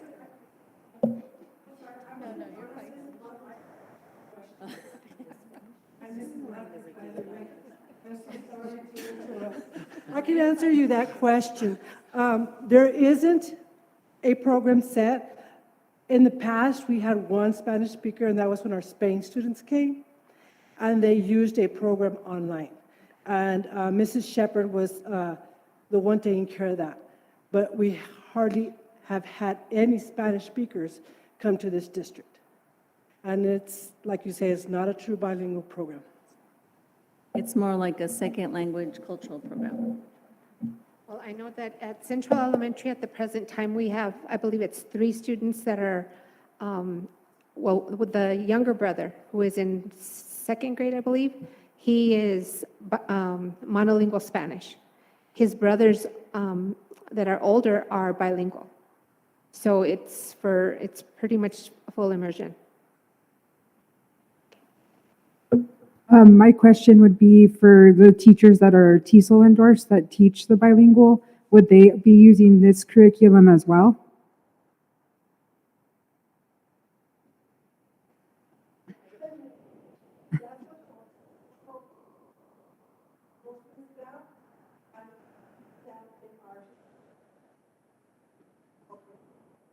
I'm talking more about at the elementary school. Okay, I might be able to answer that. I didn't hear the question, but I know at Bayard we have 2 Spanish-speaking students, and so it's probably about maybe 1 to 2 at each elementary school that we have. We do have a program, it's called Imagine Learning, and we do put the students on that for about 45 minutes a day, and that is for our Spanish speakers. We also, on those students that are Spanish speaking only, they are placed with a TESOL endorsed teacher. And so that is what we're doing in the elementary schools. I guess my question was more the teacher. Okay, So go ahead. like, for example, at Central Elementary, I know, I think it was like the 1st and 2nd grade teacher there taught bilingual in their class rather than the bilingual teacher teaching that grade level. Right. Will those teachers be required to use this curriculum? Yes. So it's consistent throughout our Yes, district? they Okay, will, thank you. definitely. Mhm.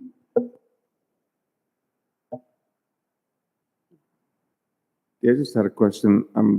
What can we do as a district as an incentive to encourage the pre-K and moving up to get into that bilingual fashion for whatever? Something that we're trying to incorporate, or at least we started at SNAL, but we'd like to incorporate throughout the district, is like those fiesta days where we encourage just like Hispanic attire, maybe in the community. We did it for 16th of September, but if we did it across like Cinco de Mayo, Fiesta Day, everyone wear their Hispanic attire, just little things like that. We talked about selling T-shirts for fundraising so that we can do some community events that say like, have pride in your heritage, that kind of thing. But another cool thing about this, like being at home, this program has that online, it's kind of like a video component where you can assign them homework and they go home and they're speaking at home, videoing themselves. So we could say, hey, go home and describe your bedroom, or go home and talk about your pet, something like that, so they can go home and practice that even with a family member if they want to interview. But that's on our last slide. We have a resources slide, and we talked about getting headphones for our departments, because right now we don't have any, so we have to check them out at the library. And the headphones they have at the library are for testing, so they're not ones that we really want to use a lot, because if we use them daily in our class, they are going to get damaged. So having a set of headphones per class where we do practice them recording from the elementary level, because what we're seeing is when they get to, well, I can only speak for middle school, but when we get to the avant test, they're being really shy when it comes to that recording component, because we need that resource. We have those headphones where we're practicing it 2-3 times a week, and by the time they get to that test, they are ready to go. They're used to recording with the whole class all together. So that's something that is also a need, so that they can practice that, at home with their devices. They're not going to take those headphones home, but at school we can practice that recording and that speaking element to prepare them for the test.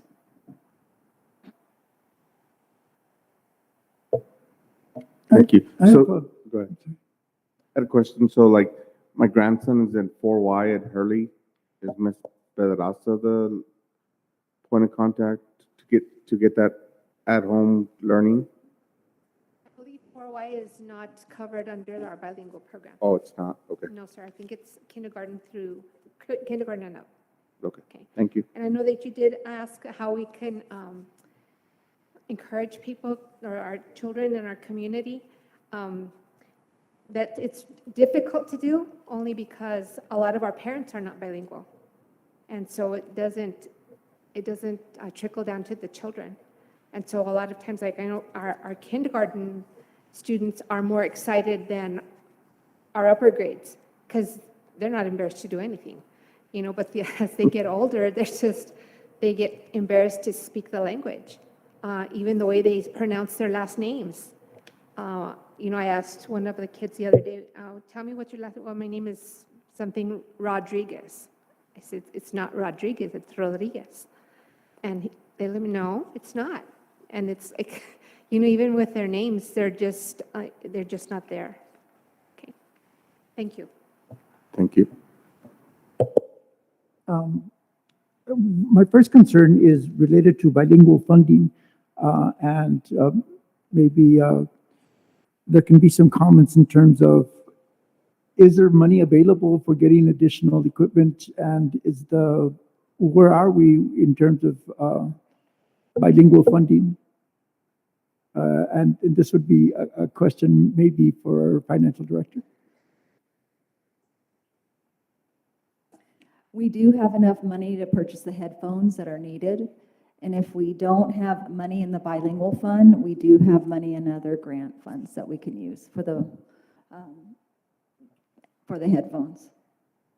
And yes, we have money in the bilingual curriculum. because I really don't like seeing constraints on something so simple Right. to remedy, so. No, that- we that will can go find forward. money for the headphones.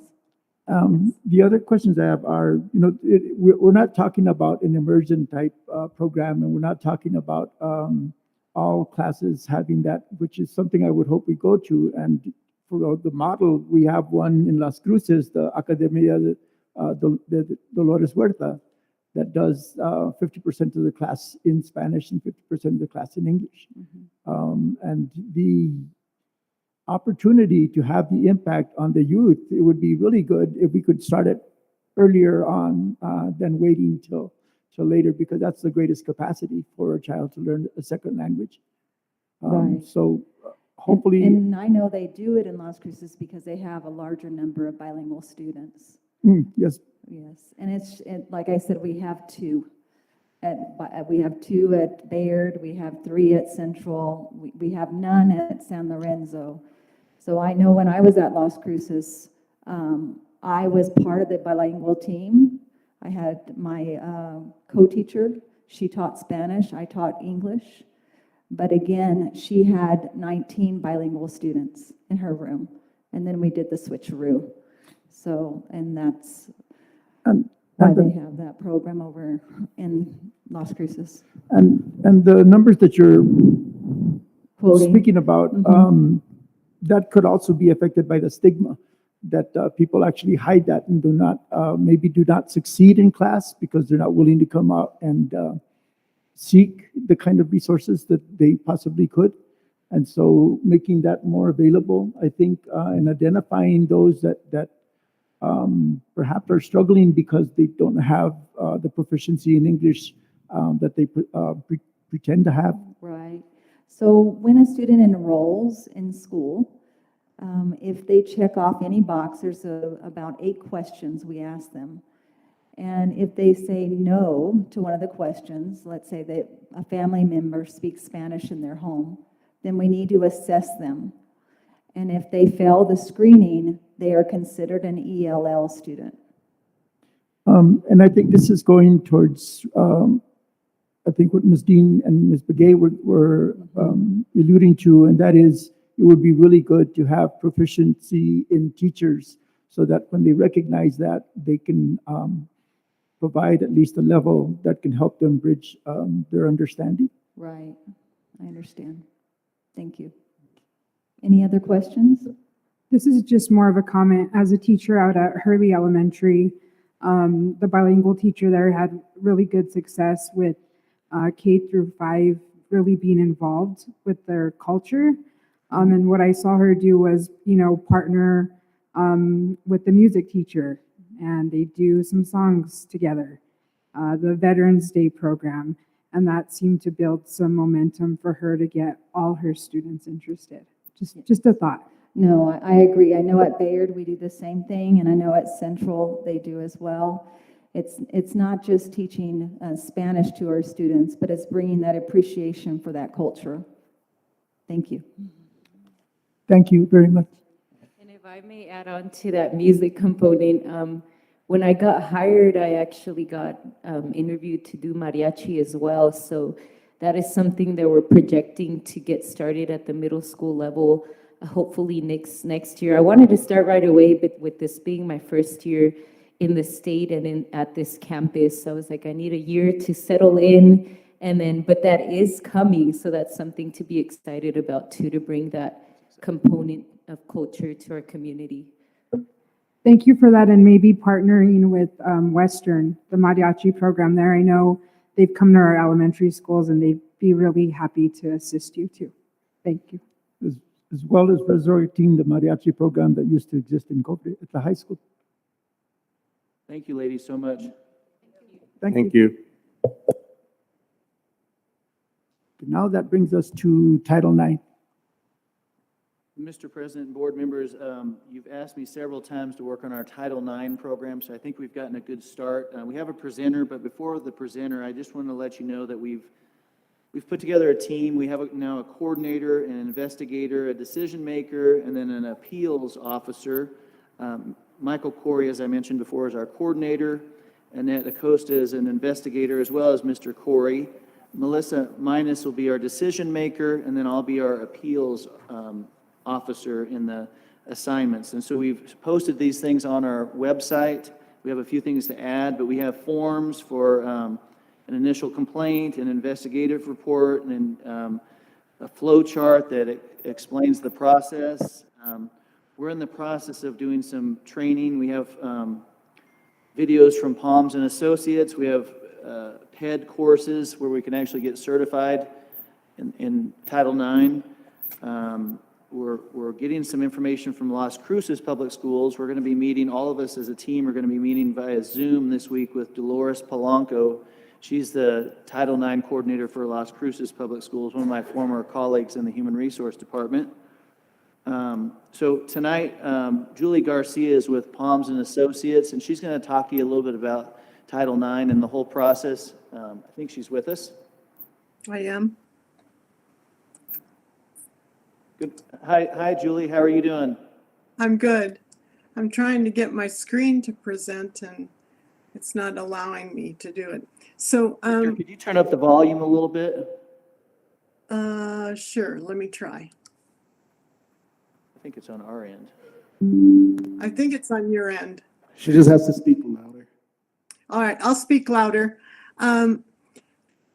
Rather than go through my PowerPoint, because I know it's getting late, I just want to bring up just a couple things, and it sounds like you're well on your way. Title IX is one sentence long, and it says, no person in the United States shall on the basis of sex be excluded from participation in or be denied the benefits of or be subjected to discrimination under any education program or activity. Any activity that's receiving federal financial assistance. So for public schools in New Mexico, all of you are getting federal financial assistance. So all of you are covered under Title IX. But Title IX, when it was originally created, was really focused at universities and equalizing nursing programs and engineering programs with men and women in it. Then it expanded into athletics. And in 2020, it was significantly changed to expand the language with respect to sexual harassment. It added new terminology, policy, notice requirements, put some limitations on jurisdiction, set up some optional burdens of proof, which you should have already chosen at this point, and that's whether or not you do a beyond a shadow of a doubt kind of proof versus a substantial amount of evidence. And they're two legal terms, and I know I've just massacred them. They revised the Title IX coordinator responsibilities, which I think is the most significant part of a Title IX program, and I'll get into that in a minute. They revised the investigation procedures. In 2020, the investigation was changed to be more of a equal focus on both the complainant and the respondent. The respondent being the person who's being accused of having been involved in sexual harassment. So the regulations as they're written now say that schools need to decide whether or not you're going to do an actual hearing with a hearing officer and witnesses and cross-examination. There's some flexibility in K-12 schools, but not much. There's new rules for appeals and expanded training requirements. So those are all the rules that went into effect in August of 2020. Unfortunately, these rules are all under review, and we expect to see changes in probably early 2023. And there's some significant changes in the rules as they exist now. So you've only got a few months under the existing rules. Then the other thing I want to say is, remember, regardless of what the rules did with respect to Title IX coordinators and hearing officers and investigators, the district still has an obligation to ensure that there's no discrimination on the basis of sex on campus. And that means that's the knows or should have known standard that the Supreme Court came up with, which means you've got to expand the training to all staff so that all staff is aware of identifying any kind of sex discrimination, including sexual harassment on campus. The process that was put in 2022 is really a process directed at how do you deal with parties when you have one who's accusing another, and how do you make sure you come to a fair, equal decision. So they kind of, in 2022, they left the rest of the regulation in place. So that's the no discrimination on the basis of sex. Without going into a whole lot of detail, here's the what to expect, and what I think everybody's kind of looking at is coming down the pipe, and that's discrimination on the basis of sex. There is a Supreme Court decision that said that Title IX bars any form of discrimination based on sex stereotypes, sex characteristics, pregnancy, and pregnancy-related conditions, sexual orientation, and gender identity. I know the Title IX coordinators in some of the bigger school districts spend almost 90% of their time dealing with just that: sex stereotypes, sex characteristics, sexual orientation, and gender identification. The changes in Title IX are focused more on pregnancy than the changes in 2022 and the accommodation for pregnancy.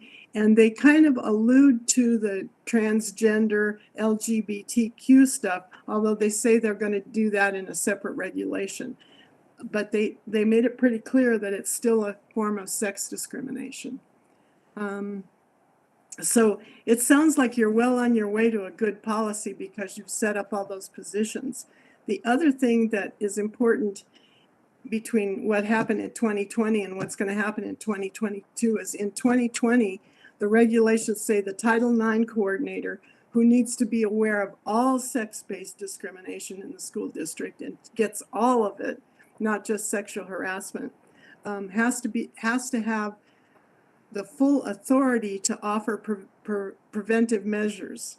So if I have a student that comes and says, I'm being sexually harassed by another student, then the school district has to step into that, even though the other student says, well, I just want to make sure he's not harassing me anymore, and doesn't give you any more specification, and doesn't list out supportive measures. The school district still has to figure out how they're going to ensure that you have a student or several students who aren't being sexually harassed at school. So the Title IX coordinator is a much larger role than most districts believe it to be, because it has to take in all of the kinds of sex discrimination, regardless of where it comes from. If it comes from parents or teachers or administration or community members, they've got to be able to take in all of those complaints and ensure that they aren't happening, both through a hearing process and also through just regular day-to-day work. The current regulations say the Title IX coordinator, the investigator, the hearing officer, and the decision maker all need to be separate people. So that poses a real problem for small districts. The new regulations that we expect to see in 2023 says all of those people can be the same. So the Title IX coordinator can also be the investigator, could also technically be the hearing officer. And there's a big push under the 2023 regulations to put the Title IX coordinator in a position where they can actually affect educational benefits, so that it wouldn't necessarily just be the superintendent, but the Title IX coordinator could change somebody's class, or could change curriculum, or could change things on his own. I don't think that's going to come out in the final regs, but that's one of the recommendations from U.S. Department of Education.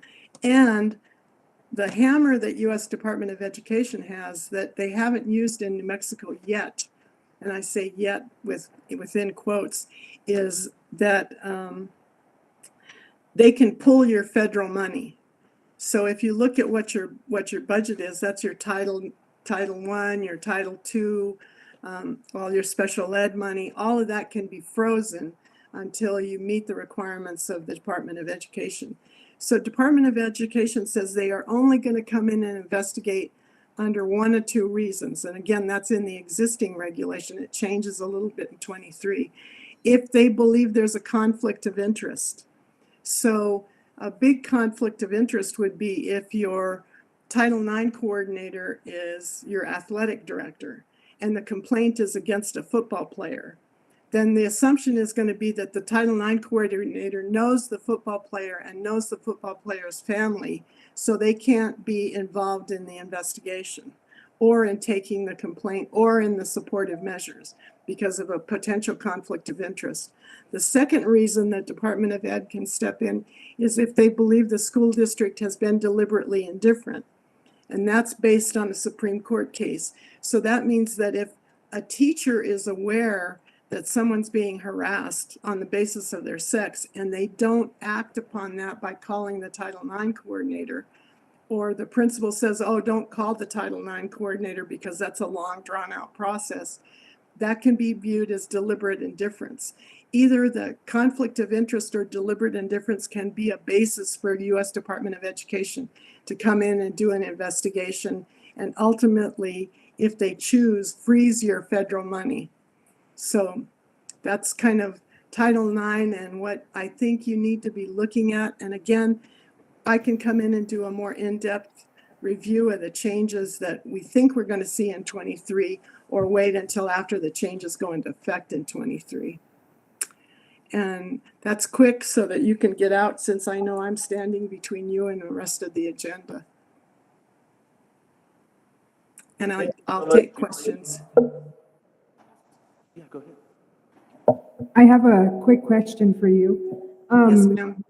Do school districts ever contract out for investigators, the decision maker, if it's a small community?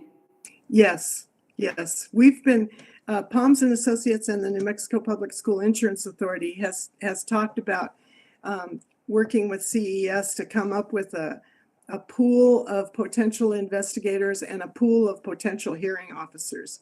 I have a couple hearing officers that I've worked with in the past that are pretty good. And I have a couple investigators on staff, but I just don't have enough people or capacity to go out and do all of the schools. But there are plenty of people within the state that could do that. In fact, you could, in Cobre, you could probably even go to somebody in Silver City and ask somebody in Silver City if they could come in and be an investigator and or a hearing officer. The decision maker under the existing statute, in my opinion, should remain with the superintendent. The investigator just comes up with the facts. The hearing officer comes up with the truth. And remember, the hearing officer is navigating cross-examination that's required in the statute. For K-12, they backed off a little bit and said, well, it doesn't have to be direct cross-examination, but the other party can give the questions they want asked of the student to the hearing officer, and the hearing officer can ask the student.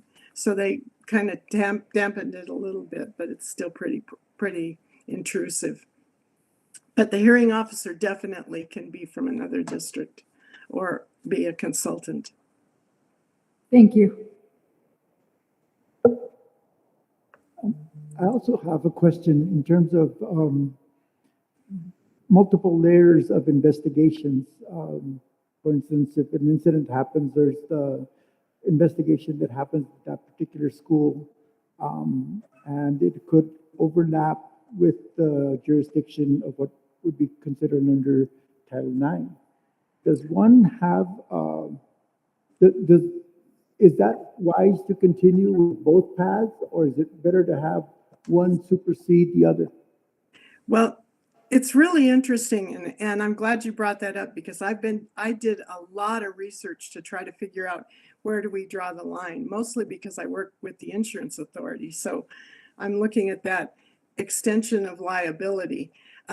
So let me give you an example. If you have a employee that sexually molests a student, that would be the most egregious kinds of thing. And you call the police in and the police come in and do an investigation. That does not negate the responsibility of the school district to also do its investigation. So it's kind of like two bites at the same apple. The same thing if you have an employee who believes they're being sexually harassed by another employee, they're also covered under Title VII. They can go to EEOC, but it does not negate the responsibility of the school district to continue with their investigation. And the regulation in 2020 did not change. That's old language. And I'm not sure, it makes it real difficult to navigate. In the case of a molester, someone who you had that molested a child, the district has still got a responsibility to do an investigation so they can make a referral or file something with PED to say, remove this license. Whether someone's been arrested and is going to prison, they still may have a teaching license. So the district still has to proceed with that removal of the license. And you can't proceed with the removal of the license under Title IX until you've done an investigation. Now, in that case, you wouldn't necessarily have to go to a formal hearing because the police are putting together all of the facts and would give that to the district. And you could make, in my opinion, make a decision based on the facts from the police. We have cases in NIMSIA where we've had adults accused of actions and then the police don't follow through on those actions. They say, well, that doesn't meet the criminal test of sexual misconduct. So it goes right back to the district, and then the district has got to make a decision on, does that violate Title IX? And do they need to take action then under Title IX? So unfortunately, there isn't a clear line where you can say, well, I'm stepping out of this and leaving it to law enforcement, or I'm stepping out of this and leaving it to the principal. Title IX has no lines. They're just, you gotta look at everything. You've got to do an investigation as a school district. So if I have one student that's harassing another student, and let's say the harassment gets real extreme, like the Supreme Court decision in LaShonda Davis versus Monroe County Board of Ed, where we had a middle school or a high school student that was eventually raped by another high school student. That's criminal in nature and clearly should be dealt with. What the school district has to do under Title IX is they have to go in and look at all of the issues in the school and ensure that that isn't commonplace in the school and resolve the issues that led to the rape. So there really aren't a lot of ways under Title IX to get around not conducting your own investigation. Thank you. Anybody else have any questions? Are there any other questions? Thank you so much, Julie, for your help. We really appreciate it. Thank you. And if you need me to come in and do training for staff, I'm available to do that. Thank you. Thank you. Thank you. Thank you. I just have a comment regarding the complaint process, and she's talking about conflict of interest. I mean, this is not an action, this is just a comment, and I'd like it to be on the next agenda, is that I'd like to ask that if there's anybody that is currently on the complaint process that is part of the problem or is accused of any issue, then that needs to go to be contracted out or needs to have a third party. And then, because I think also if they're involved in the complaint or if they're related to anybody within the complaint process. That could be part of your policy. And I would say should be part of your policy is that if anybody's got any potential conflict of interest, it's got to be removed from that chain of command or chain of investigation. It should be very clear because, again, you don't want U.S. Department of Education coming in and doing an investigation. And in response to that, our role is to ensure that policy is being followed. And we're not at that level yet in our policy. About the process they created. Okay. So that if it comes to the point where any of these people that are in here are involved in any of this or related or anything, then in this process, there should be another area that says it'll be third party or however. And that would be prescribed in policy. And that's the part where we don't have that. Right now, the superintendent has the authority to make the decision, and absent any policy, he can move in the direction he chooses to be prudent in that case. However, we do have the authority to write our policy to put that in place, so it's required. And then we can say that we insist that it happen this way. But as a devil's advocate, what if the superintendent's involved?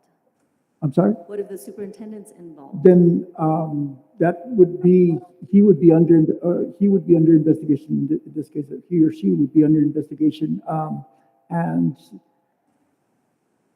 that would lead the board to because we are the supervisor of the superintendent, to have our discretion in terms of who we hire, and we would be working with legal counsel to do an investigation of the issue, independent investigation. So currently at this point, like say a student tomorrow has an issue, and then this is the process. We don't have this in place yet. So I'm sorry? So say tomorrow a student has an issue, brings it up. There's nothing in place to support that student yet? Oh, no, yes, there is. There's the Title IX, as now we have that structure being set up. There's also the investigations that are supposed to happen within the school district. And that's why I asked, because we have, that could become a conflict. The one Title IX may say this deserves a different level than what the school is recommending. That's where the superintendent would come in, and the superintendent, as recommended, could be the decision maker. The decision maker right now, as it stands, would pertain only to the Title IX component of it, not so much what the school district with the school came up with, whether it's the athletic director, whether it's the principal. So that's still something that hasn't been put in writing yet. Remember, we didn't have a Title IX coordinator until just now. Well, I think just as point of interest, I think this is urgent. I think there's a lot Absolutely. of issues that are happening right now in the schools that are not being addressed or investigated. And so to me, this is high priority. The safety of all our kids and our students and our staff, period. I couldn't agree with you more. That's why I wanted to be a standing item on the agenda, on our meeting agenda. And as we go forward, I think we'll have an opportunity to ratchet up which policies we look at next, and we will make that a priority. I think Title IX needs to be addressed next. I think Ms. Murillo is also on board too, with Title IX being a high priority and contracting out. I just want to echo Ms. Dean's statements as well. I think we're all on the same page. I'm sure Mr. Terrazas is as well. And then second of that is there a timeline for training for students and staff? LGBTQI training, trans, non-binary training? So I think our next training is going to be with the administrators. As far as Title IX, that's the plan, because they need to be trained on what to look for. A lot of things they're just doing as disciplinary, but they're Title IX involved. There's a difference. The request for the presentation today included a request for a timeline of when it is. It's to identify the things, the components that we need to have in place, knowing that it's not going to be it's not going to happen overnight, but to provide a timeline as to when those elements would be in place. And do we have that part available for this presentation? Well, those are the things that I mentioned today. Each one of those is going to take some time to implement, starting with the training of our team, followed by the admin training. All the staff has gone through the Vector Title IX training, but there's a lot more. It's going to take a lot of time. I haven't met with the coordinator from Las Cruces yet. I'm sure she's going to give us a lot of insight too. And then we've gotten probably about 20 videos for all of us to watch.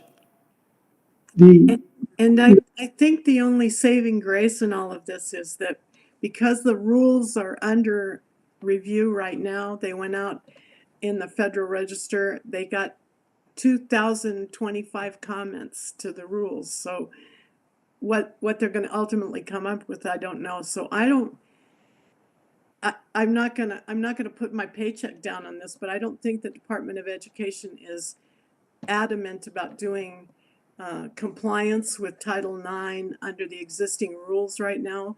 But I think after the first of the year, you're gonna see Department of Ed kick up the investigation and the review process. So I think you've got at least till the beginning of the year to get all of your ducks in order. And to that effect, having that timeline is important. I understand the difficulty that it has to go through, but we have to set, it is a big priority, and it can only be a big priority if we have deadlines and we have expectations with concrete dates. And so making an assessment of the facilities, making an assessment of the reporting process, making an assessment of making sure independence is there. And ourselves as a board, making sure we put forward policies that can ensure the proper handling of these cases. So we're at this too. And so for next meeting, I'd really like to see a timeline with dates and expectations, and we will put ours as well. And I'll identify the policies that relate to this, and we'll put those at the forefront of going forward. Sounds good. Okay, then next one is the strategic plan. So, Mr. President and board members, you also asked me to look into this plan. We're partnering with CES, and we wanted to look to somebody else that could possibly help us with our strategic plan. So I've reached out to Market Associate Partner Development. So I believe Ryan Hess is going to be joining us tonight. It will actually be me, Dr. Spillane, Michael Prouty, on behalf of Ryan. Can you hear me okay? If you could speak up a little bit louder. Victor, can you turn on the volume a little louder? Can you hear me now? Yes, that's better. Okay. I will actually be speaking on behalf of Ryan Hess and our team this evening. Are you able to, sorry, I'm new to the Google Meets platform. I apologize. Are you able to see my screen? Yes. Perfect. Good evening, everyone. Dr. Spilletta, board members, community. I appreciate your time this evening. Sounds like you've got quite a packed agenda. Some very intriguing issues. I've just been listening in the background. I appreciate you letting me sit in on your meeting. In light of time, I will be as brief as possible, but I would just want to cover a few basics of what our process is and who we are. And then, of course, leave time for questions at the end of that. We are Huron Student Education. That's the organization that I work with. As I mentioned, my name is Michael Prouty. I've been with the organization right at a year at this point. Prior to joining this organization, I actually have a background in higher education, as well as a both theoretical and practical application background in organizational psychology. So this is by far a passion of mine. Huron Student Education has been around for a number of years. Right now we work with approximately 130 districts throughout the nation. Our particular office of Huron is the corporate entity, is based out of Chicago. Student Education is the subsidiary of Huron. We are based out of Pensacola. However, we have coaching team members set up throughout the country. As you can see by the map, it kind of shows exposure area where we conduct our business. So similarly, we have partners in your area. In fact, I believe we referred to you, Dr. Spilletta, from Superintendent Hawkins at Cobre Consolidated. We've been working with him for several years now, both in the manner that I'm presenting this evening, as far as strategic planning, in addition to the implementation process. We also work with Superintendent Strickland with Hobbs Municipal. So there are a couple of frameworks that our teachings are based on. The first of which is the 9 principles for organizational excellence. This is usually the point in a presentation if we were in a conversation where if we're in a position to do so, I would stop, pause, ask those who are listening, of these 9 principles, are there any that stand out to you as points of pride or areas of focus? Now, I'm happy to do that here, but I'm also happy to streamline the presentation if you prefer, based on time. Would anyone care to weigh in? I have one that wasn't up there, which was in your earlier slide, and that's vision and innovation. Okay. Excellent. Okay. So our other, and normally I'd present, sorry, I apologize, in more of an informal format so I can jump from slide to slide, but trying to keep it as formal as possible given the context of the presentation. We recognize that leaders have an outside impact on the culture of an organization. So we look at the way we approach helping organizations with their excellence teaching, or with their organizational performance and excellence, is as a 2-tiered attack, looking at both culture and strategy. And that will come up again momentarily. The other framework that we work with is this evidence-based leadership framework. Very often this is referred to as execution framework, and it's even referred to as the backbone of the improving organization by several of our coaches. What you have here, what's unique about this particular framework is on the left in this section here, you'll see these strategic priorities.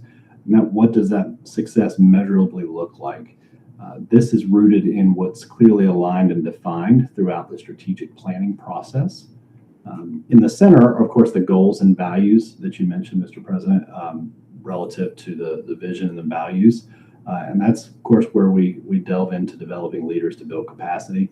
And then, of course, on the right side here, oftentimes synonymous, accelerators is synonymous with initiatives, strategic actions. And what this is actionable annualized goals that we help you to implement in order to implement the strategic priorities in a format that's achievable.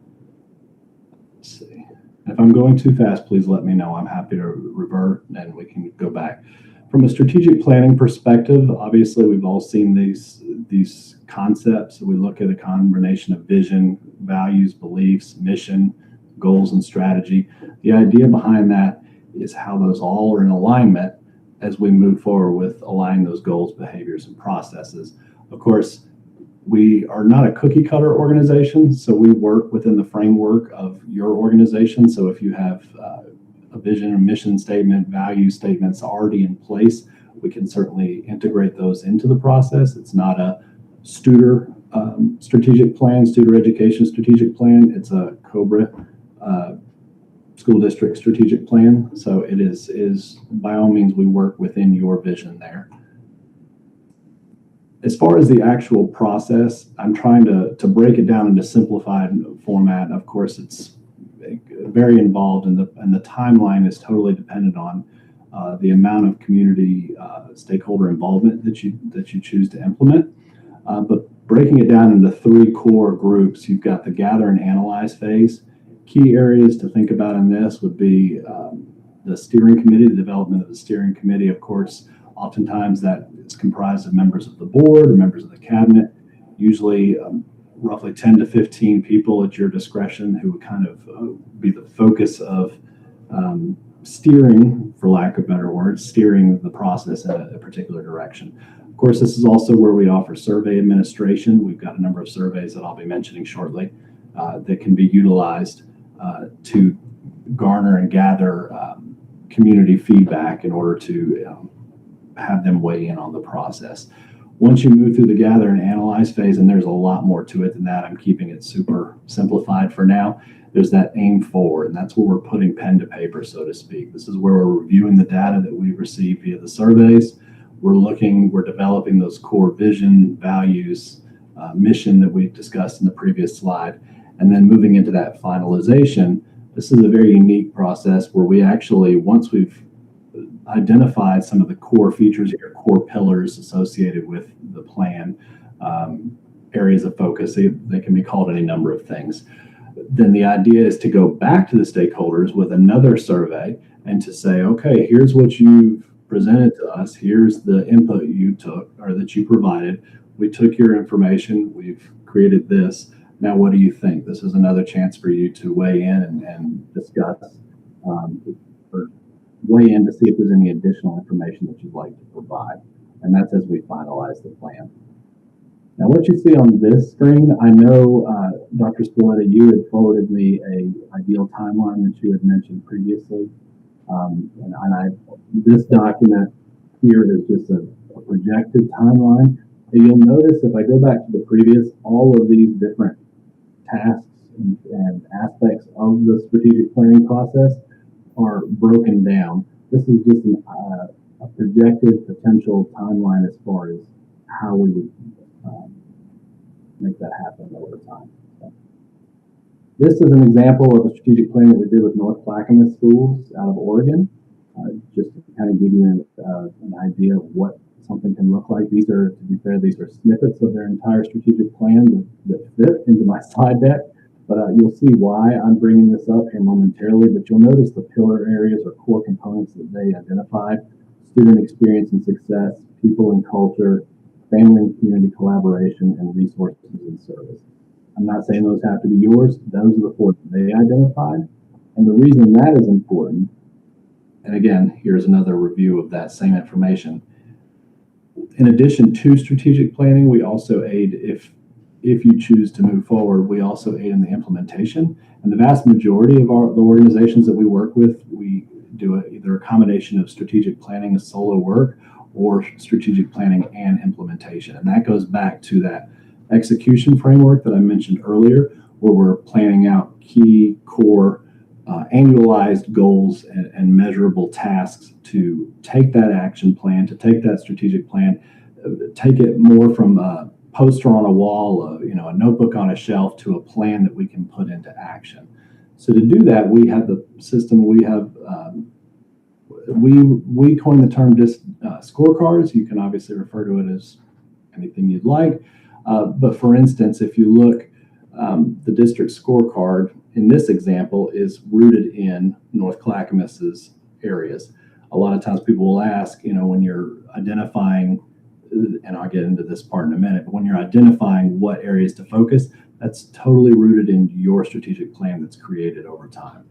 So with these scorecards, this is a way, as I mentioned, with the annual goals, this first section here, the annual goals, it's a small number of key annual goals because we recognize that, studies have shown that organizations that have 2 to 3, and I don't have the exact figure in front of me, but primary focal objectives typically tend to be more successful than those that are working and triaging multiple initiatives simultaneously. That's not to say we can't accomplish more than 2 things over time. It's just, what are we focused on right here, right now, to move our organization forward.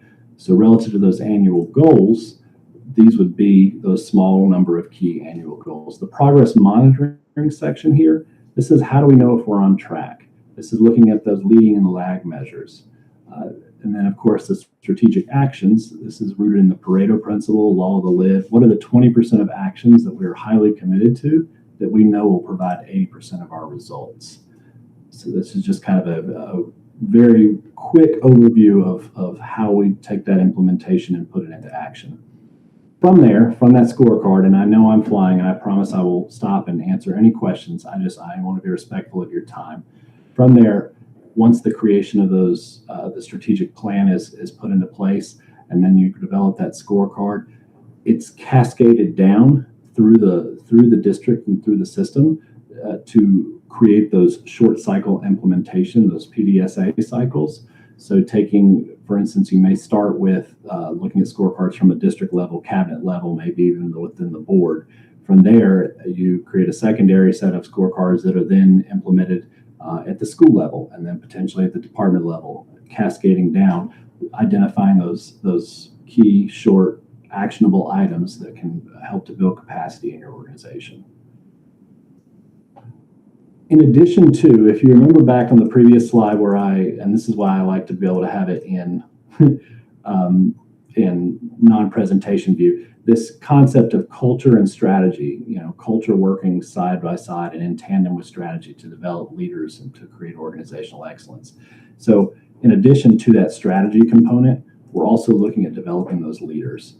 We have a series of trainings related to our founder. Oftentimes he says, I think they call these the soft skills because they're so darn hard. These are a series of different activities and leadership principles, everything from rounding, leader rounding, reward and recognition, keywords at key times, service excellence principles. And this is what we'll be working with your administration to implement throughout the organization. I mentioned surveys earlier. Depending on the size of the district, we offer any number of 4 surveys. Of course, 3 out of the 4 probably speak for themselves: employee engagement, parent caregiver satisfaction, of course, student engagement. There's also what's called a district support services survey. It's a unique survey that we offer where it allows key people from various departments to weigh in on how the administration is carrying out and how they're performing. And so it gives you an inside look at the evolving organization. All of our surveys are benchmarked. All of our surveys utilize a 5-point Likert scale system. Of course, if you've already got surveys that you utilize in your district, totally fine. We can leverage that data to do the same type of work.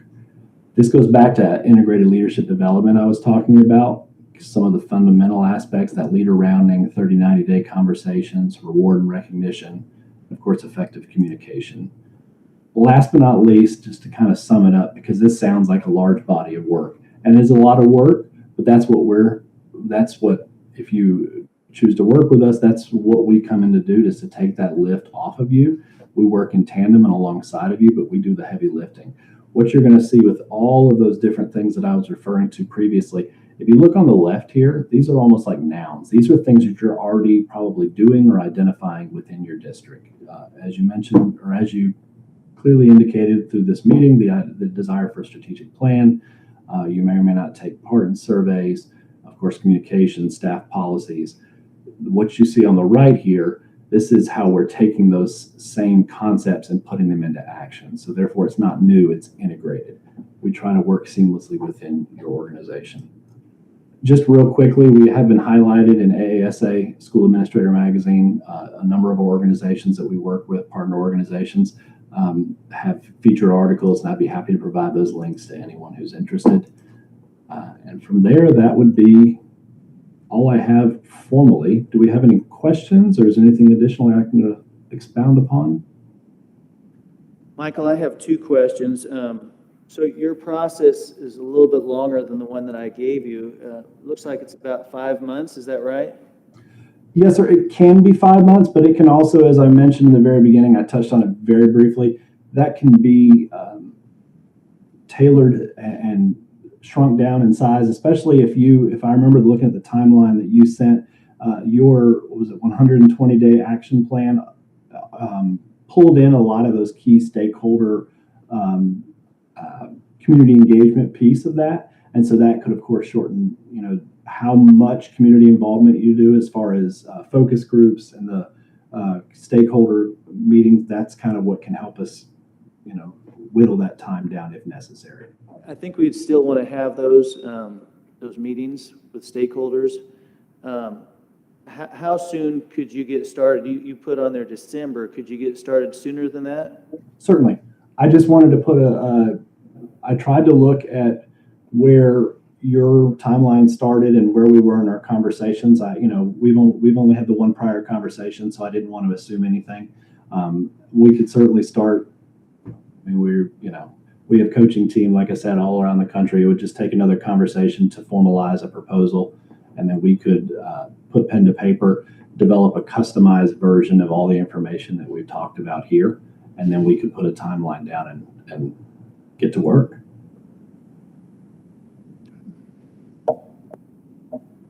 Thank you for your presentation. And as we come up, if we have any more questions, I hope you don't mind that we'll submit them to you in writing so that we can kind of get on with the other items that we have on the agenda. Sounds great. Thank you again for having me, and you guys have a wonderful evening, and I look forward to hearing from you. Thank you so much, Thank Michael. you. Thank you. Okay, this brings us to the attendance update. I'd like to discuss, this is going to be one that's done in-house. There's no outside presentation for this, correct? Well, I don't see Denise here, but she was supposed to be here. Okay, if it's going to be done from in-house, I would propose that we table this and put it on the next agenda, Okay. if the membership is in agreement with that. Yes. Okay, and so I think it's important for us to, well, let's take a roll call vote, see if, in favor of tabling that item. You can make a motion. So I'd like to make a motion to table 10E, our attendance update, until next meeting. Is there a second? Second. Is there any discussion? Absent any discussion, I'll take a roll call vote. Ms. Dean? Yes. Ms. Begay? Yes. Myself, yes. Mr. Terrazas? Yes. Okay, it's unanimous. We'll table that till next meeting. So we'll bring us back to action items. So approval of board minutes of October 10th.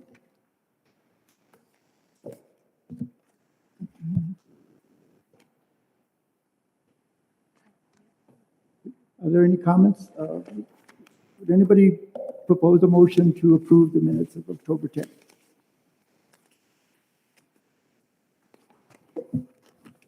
So moved. Is there a second? Second. Is there any discussion? They're No? getting so much better. Okay. Huge improvement. I have one correction, and that is that in the attendance, the roll call, Ms. Begay was absent that meeting, and all we have is the listing of people that are present. So if that can be, that's the only suggested change. We'll get that revised. Okay. All the votes are reflected as being for, and that was the case. Okay. There's a motion to get, the motion be amended to accept the change of listing the membership that attended the meeting correctly? If the minutes that I have, she's not on there. It's just David, Serena, me, and you. That's correct. It should say that she was absent. Oh, okay. So if you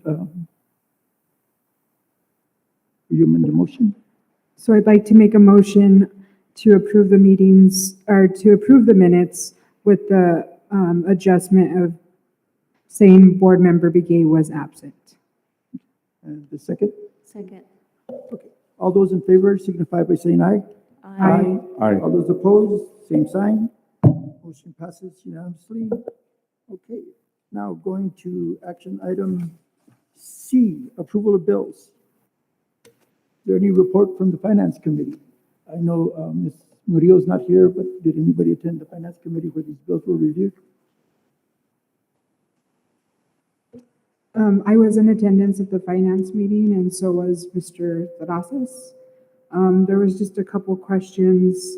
One was the purchase of Chromebooks, a large purchase. I had asked if that was for replacement or to add more Chromebooks to our already existing supply.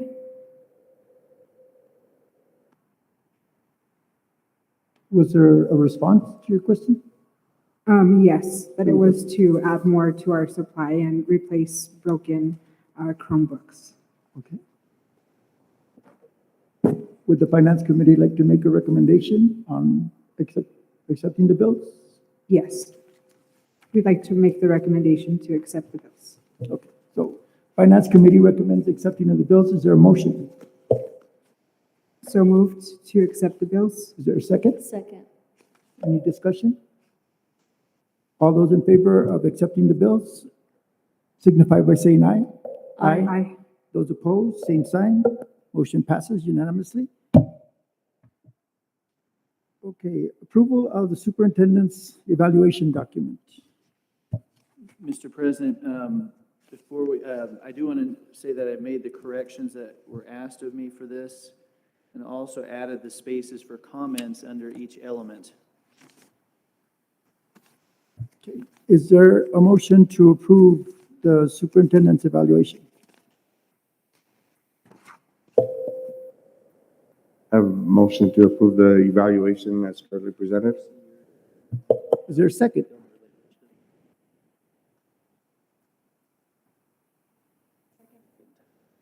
I'll second the motion. Discussion. And I have one concern, and that is under B2. It says assume the responsibility, and this being the superintendent, assumes the responsibility of overall financial, the planning. So there's a typo there. The overall financial planning of the district and for the preparation of the annual budget, and submits it to the board for review and approval. And the suggestion I have is to say that this is done in coordination with the board. That is recommendation is the person that made the motion amenable to accepting that recommendation. If that's not the case, then we'll consider with the vote, with the motion as it said.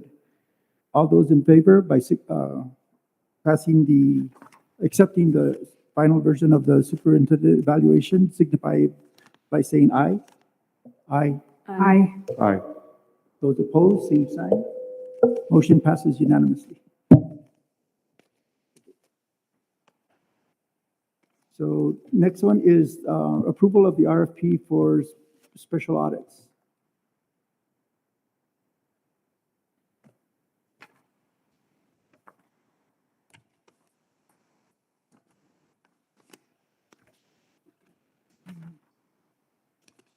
In the scope of work, it wasn't specific to actions that we were going to take a look at. Is it intentional to leave it broad so that we can further define the scope? For instance, one of the issues that has been brought up is the payout of the superintendent of the $93,000 at the end of his contract. Is that something we don't want to include in this? And if so, how are we going to get a price for doing these types of audits without being more specific? We were told not to be specific with the information, it's confidential. We're mentioning this is a forensic audit, and we're asking for proposals, and how are auditing firms expected to create a reasonable estimate of the price? I'm just relaying what I was told by the attorney and our current auditor. They said not to be specific about it, this is confidential information. Okay. I understand that the audit itself, as it's gathered, is confidential, but many of the items that we're talking about have been discussed in open session. But a lot of things shouldn't have been or shouldn't be in the future. I can let our finance director, Frank, do you want to talk about this?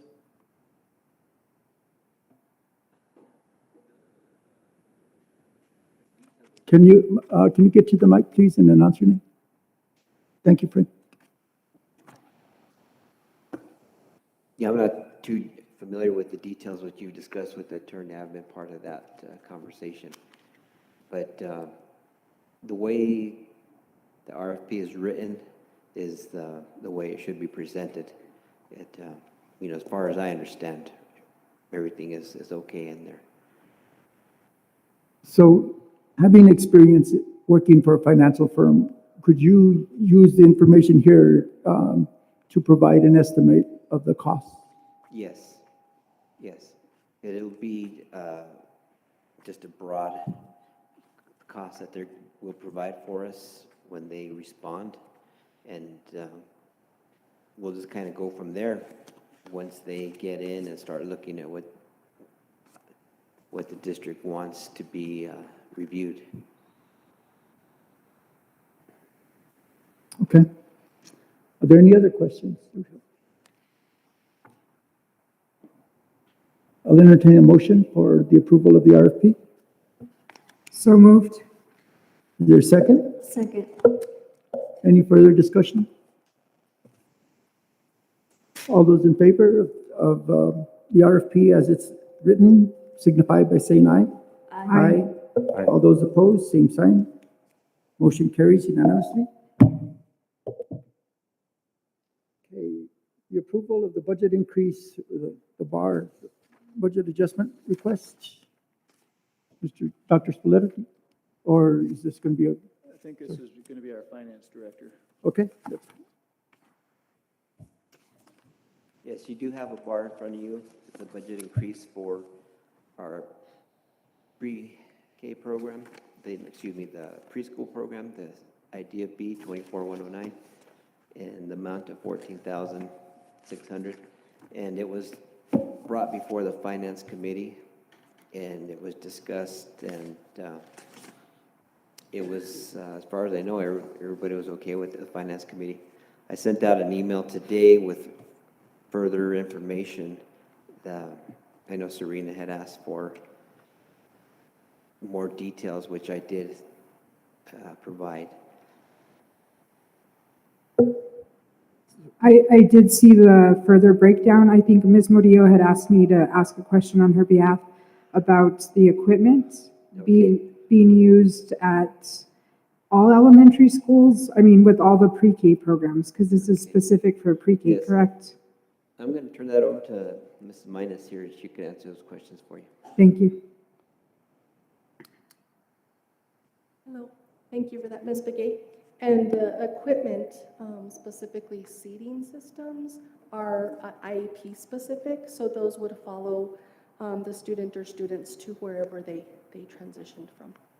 So you're saying from pre-K to kindergarten, it would follow them that way, or just as long as they're in the pre-K program? Just as long as I think they're in the pre-K program, and then we probably would have to look into Medicaid funding or something else as they progressed in K 1, 2, 3, 4, 5 grades. Okay, thank you.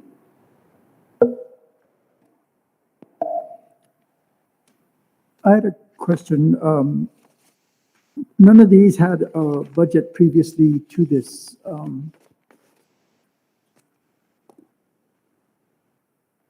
Right, that document that comes from the OBMS system, and that's the way it's generated off the state's system for this.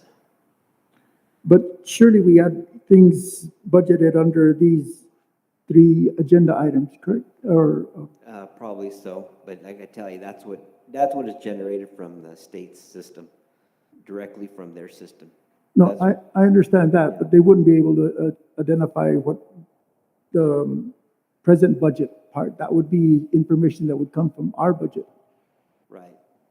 So in the future, can that kind of be included so that way we know that that is actually added to something and it isn't used to supplant anything? Mr. Guadana, typically for this line, it's about the same every year. This is, we have never actually, in my tenure, received carryover monies for this line item in particular. So we are always funded at the flat rate of about between $14,500 and $15,000. And for the 24109 line, it is always used to pay for a SPED EA, half a salary towards that. And so that's usually included with the Idea B grant application in the spring for the 24106 and the 24109 line. It's not the use of the money that I'm asking about. It's the providing the full picture of what is budgeted for this activity. And if we have the present budget included there, and then this, at the end of the year, shows that this was added to the present budget, then everything would be okay. Not knowing what the present budget is, it's not certain that some of that will be used for different purposes because this money now exists. Right. And did you include the carryover award letter and the line items? Yes, those were all included in there. So just going forward, if Yes, I know what you're talking about. I see those, how it leaves those blank, so we'll see what we could do on that. okay, thank you. So will there be a motion to accept the budget adjustment request as proposed? So moved. Is there a second? Second. Any additional discussion? Absent any, I'll take a vote. All those in favor of approving the budget as presented, please signify by saying aye. Aye. Aye. All those opposed, same sign. Motion passes unanimously. Okay, approval of the auction list. Mr. President and board members, I wanted to clarify a few things, and then I'm going to let Mr. Ryan talk about the auction. We had planned on having the auction last week. We'd advertised it and done everything that we thought we were doing correctly, only to find out that documentation was never provided to the state auditor. They didn't approve anything, and much of the information that was previously brought before the board was incorrect information. A lot of the vehicle information was incorrect. So I do want to apologize that that happened with previous staff members. And so Mr. Ryan has worked to get the correct information and communicate with the state auditor about going forward in the process. So you don't have a date on this item yet, so. He's going to explain next steps in the process. What we're going to do is we're just going to start over. We're going to, I prepared a list for you that for your approval, and this list is both automobiles and buses. So we're going to do that, and then what I also included, you'll see another page in there for a list of furniture, fixtures, and equipment. We have the big metal building behind the administration building that's just jam-packed with stuff. And I prepared a list for you that you have there in front of you. And we will be putting all that to auction also at the same time. So this auction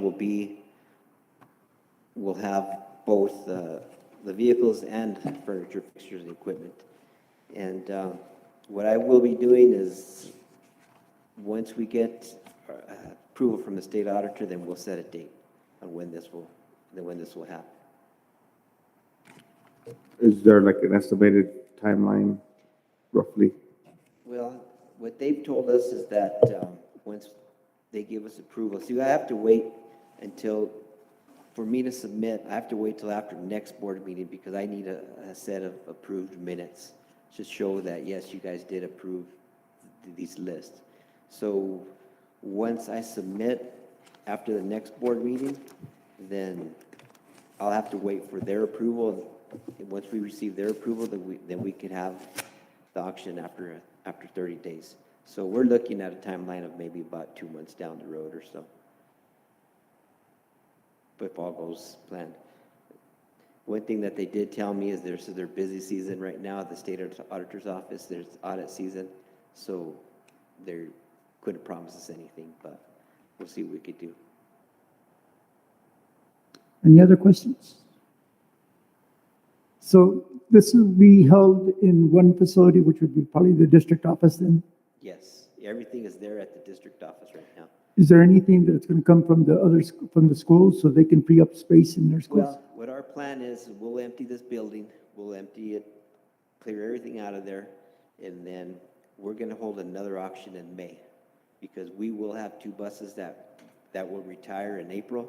So we'll start the process again. We'll get rid of those buses immediately as soon as they retire. And once we open up this building, I've already been in connection with, in contact with their principals, and they will provide us. I've had some that have already provided me with a list of excess that they do have.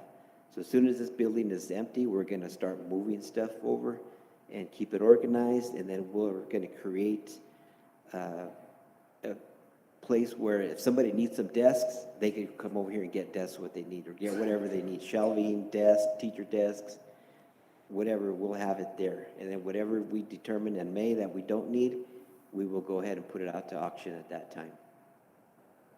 Thank you, and I appreciate all the work. I know it is a lot, but I appreciate that we're going to follow the rules and do it correctly. And I didn't find anything about advertising, how you had mentioned about 30 days of the actual list? An actual list, but I am going to go ahead and do that. That way people know, see, okay, what we do have, we will go ahead and provide lists to the public of all this You know, we'll put it in the newspaper, on our Facebook page, we'll be sure to advertise that. I think that'll result in a better bidding process too. Yeah, that way With more- people know more bids. what's out there. They could come beforehand, they could know what we do have available. Okay. Question, so the auction, is it gonna require an outside entity to assist us with this? Yes, we will have an auctioneer that will come in and provide the service for us. Is that one available that I mentioned earlier? The same one from before, yes. Cool. That's actually free. So there's no cost to us.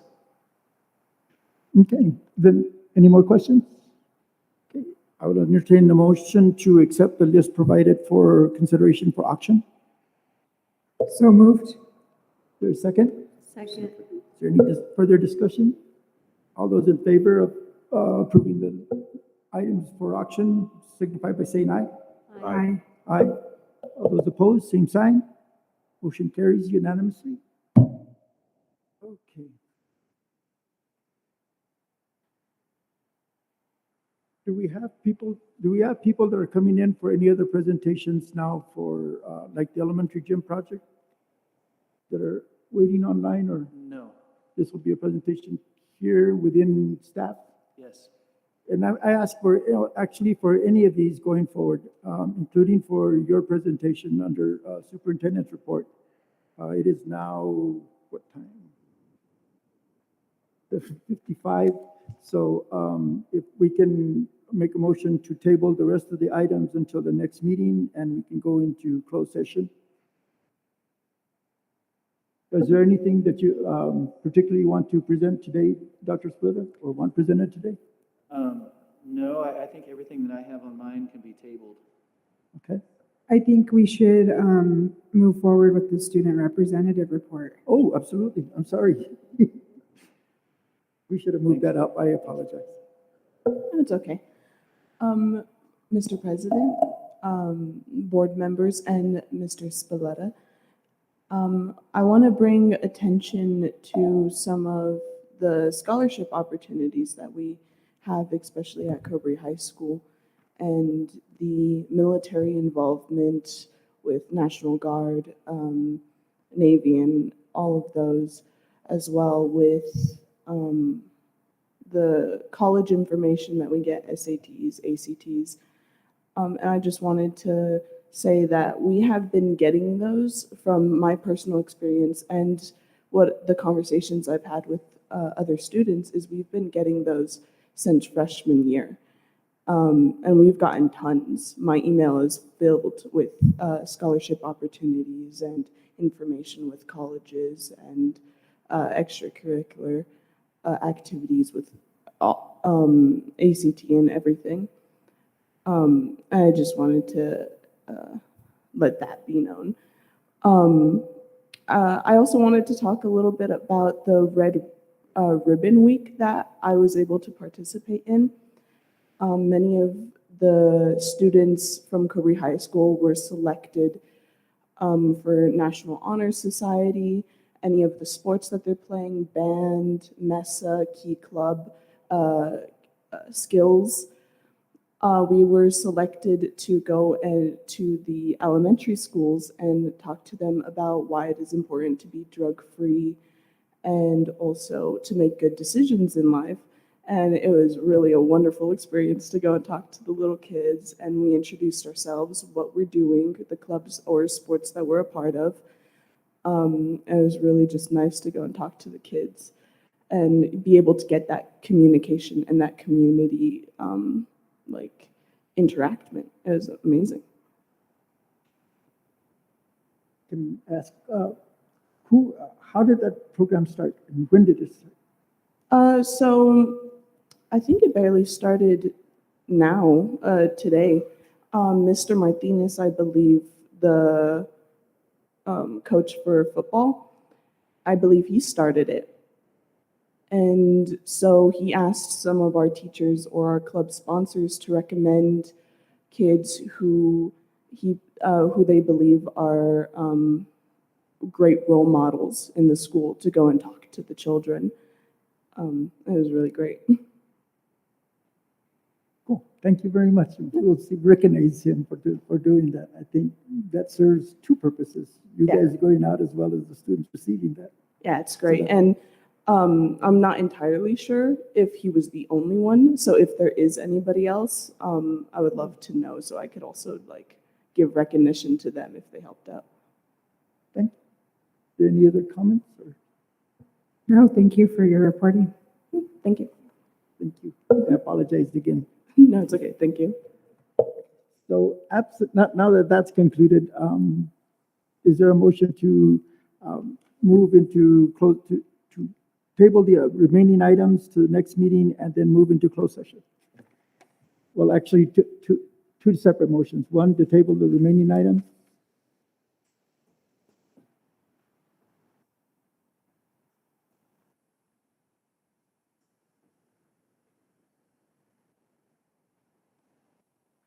Mr. President, could we allow the union president, he's been here the whole time, Sure. Mr. Lewis?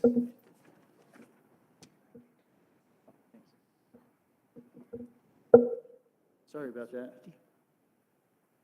Sorry, Mr. Lewis. Just turn this, all right, there we go. So the union just wanted to report that first off, there's been rumor of an employee handbook going that we're supposed to have. And as an employee who has worked here for a long time and several of the other employees, we are unaware of this handbook that we are supposed to have. We do have handbooks at the schools that kind of outline the guidelines of each school, but we do not have per se an employee handbook that has been distributed to us that has like policies of the district.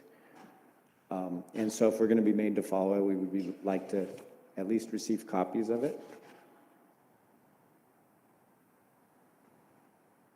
I haven't heard of that handbook either, but we'll look into it and work on it together. And then the second thing is we are almost done with the collective bargaining.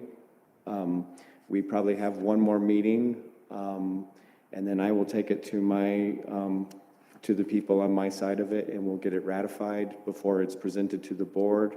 I'm guessing the board will probably see it, if to be realistic with the holidays coming up and everything, the board will probably see it sometime in January.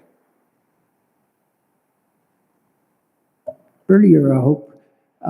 But I was privileged to be at one of your sessions, and I really appreciated the dialogue and the interest and the professionalism in the interactions. Oh, thank you. Thank you. We're hoping to have it earlier, but the hard part is getting it to all of the teachers and getting them to look over it and provide their input too. And that's why I'm being cautious with saying January. We hope to have it earlier, but January is realistic. Okay. Thank you very much. Any questions for me? No, I really can't say what I'd like to say because it is something that was discussed and in closed session as far as our strategies. So I appreciate what's going forward. We were brought to everything that the board brought to the attention was brought up during the negotiations. Cool. And that's all I can say on that right now too. So that's all I can say too. But it was brought to our attention, everything that was brought up in your closed session.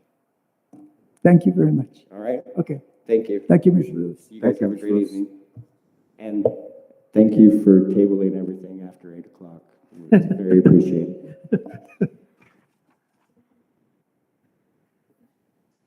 Mr. President, I'd like to make a motion to table the rest of the agenda items for our next school board meeting. And I would like to entertain that motion. Anybody second? Second. Is there any further discussion? Okay. The motion is to table the remaining items from next meeting. With the exception of executive session. Oh, very good. With the exception of executive session. All those in favor say aye. Aye. Aye. All those opposed, same sign. Motion passes. We will now go into executive session. Hold on a second. to discuss limited personnel, identifiable student information as permitted under sections 10-15-1, that's H-2, and paragraph 4, bullet 4, of the New Mexico Open Meetings Act, specifically so that the superintendent can update the board and legal counsel can advise regarding investigations specific to student disciplinary actions included in personnel actions at Cobre High and student safety and disciplinary actions at Snell Middle School. I'll take a roll call vote I'm sorry, I have a motion first for moving into executive session. So moved. Second. We'll take a roll call vote. Ms. Dean? Yes. Ms. Begay? Yes. Myself, Gilbert? Yes. Mr. Terraz? Yes. It's unanimous. We are now in closed session. It is 8:04.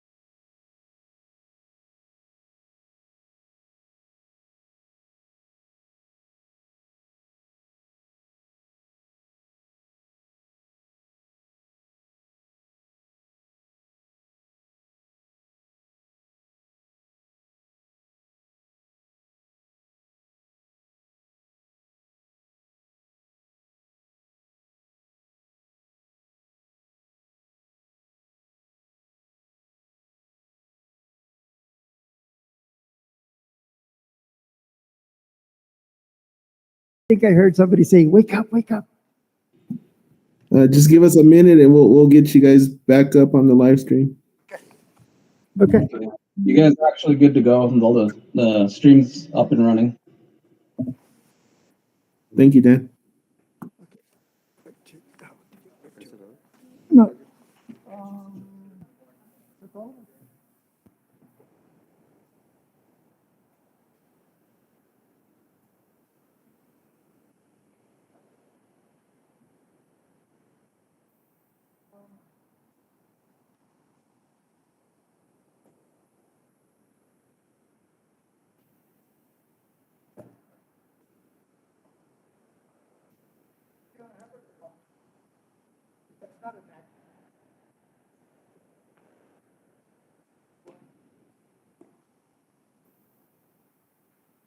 Besides, we already took action to put everything off until next time.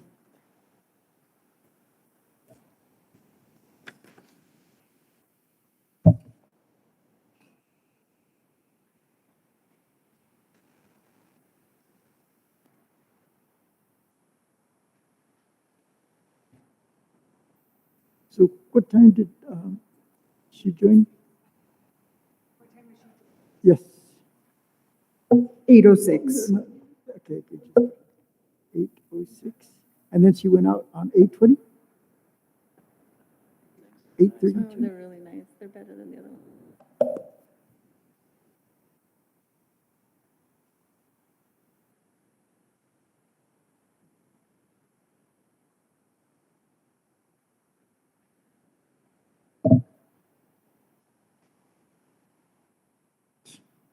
Got 1%. We're just waiting for them to set up and get back online. Oh, we've been online. We're just waiting till you're ready. Okay, we're ready. All right. We're ready. Okay, it is now 9:26 and we're returning from closed session. We'll reconvene in open session at the conclusion of the closed session meeting for the statement affirming that no action was taken in executive session and that discussions were limited to personnel matters as described when we went into the closed session. I need a roll call vote for returning into open session. First, is there a motion to return into open session? I'd like to make a motion to return to open session. Is there a second? Second. Is there any discussion? Not a roll call vote. Ms. Dean? Here. Ms. Begay? Yes. Mr. Terraza? Yes. And myself, yes, it's unanimous. We're now in open session. At 9:27.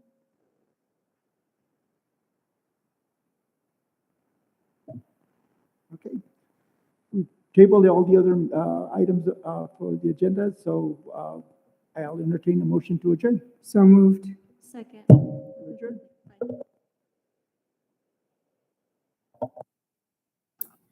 Have a good night. Thank you. Y'all have a good night. Take care.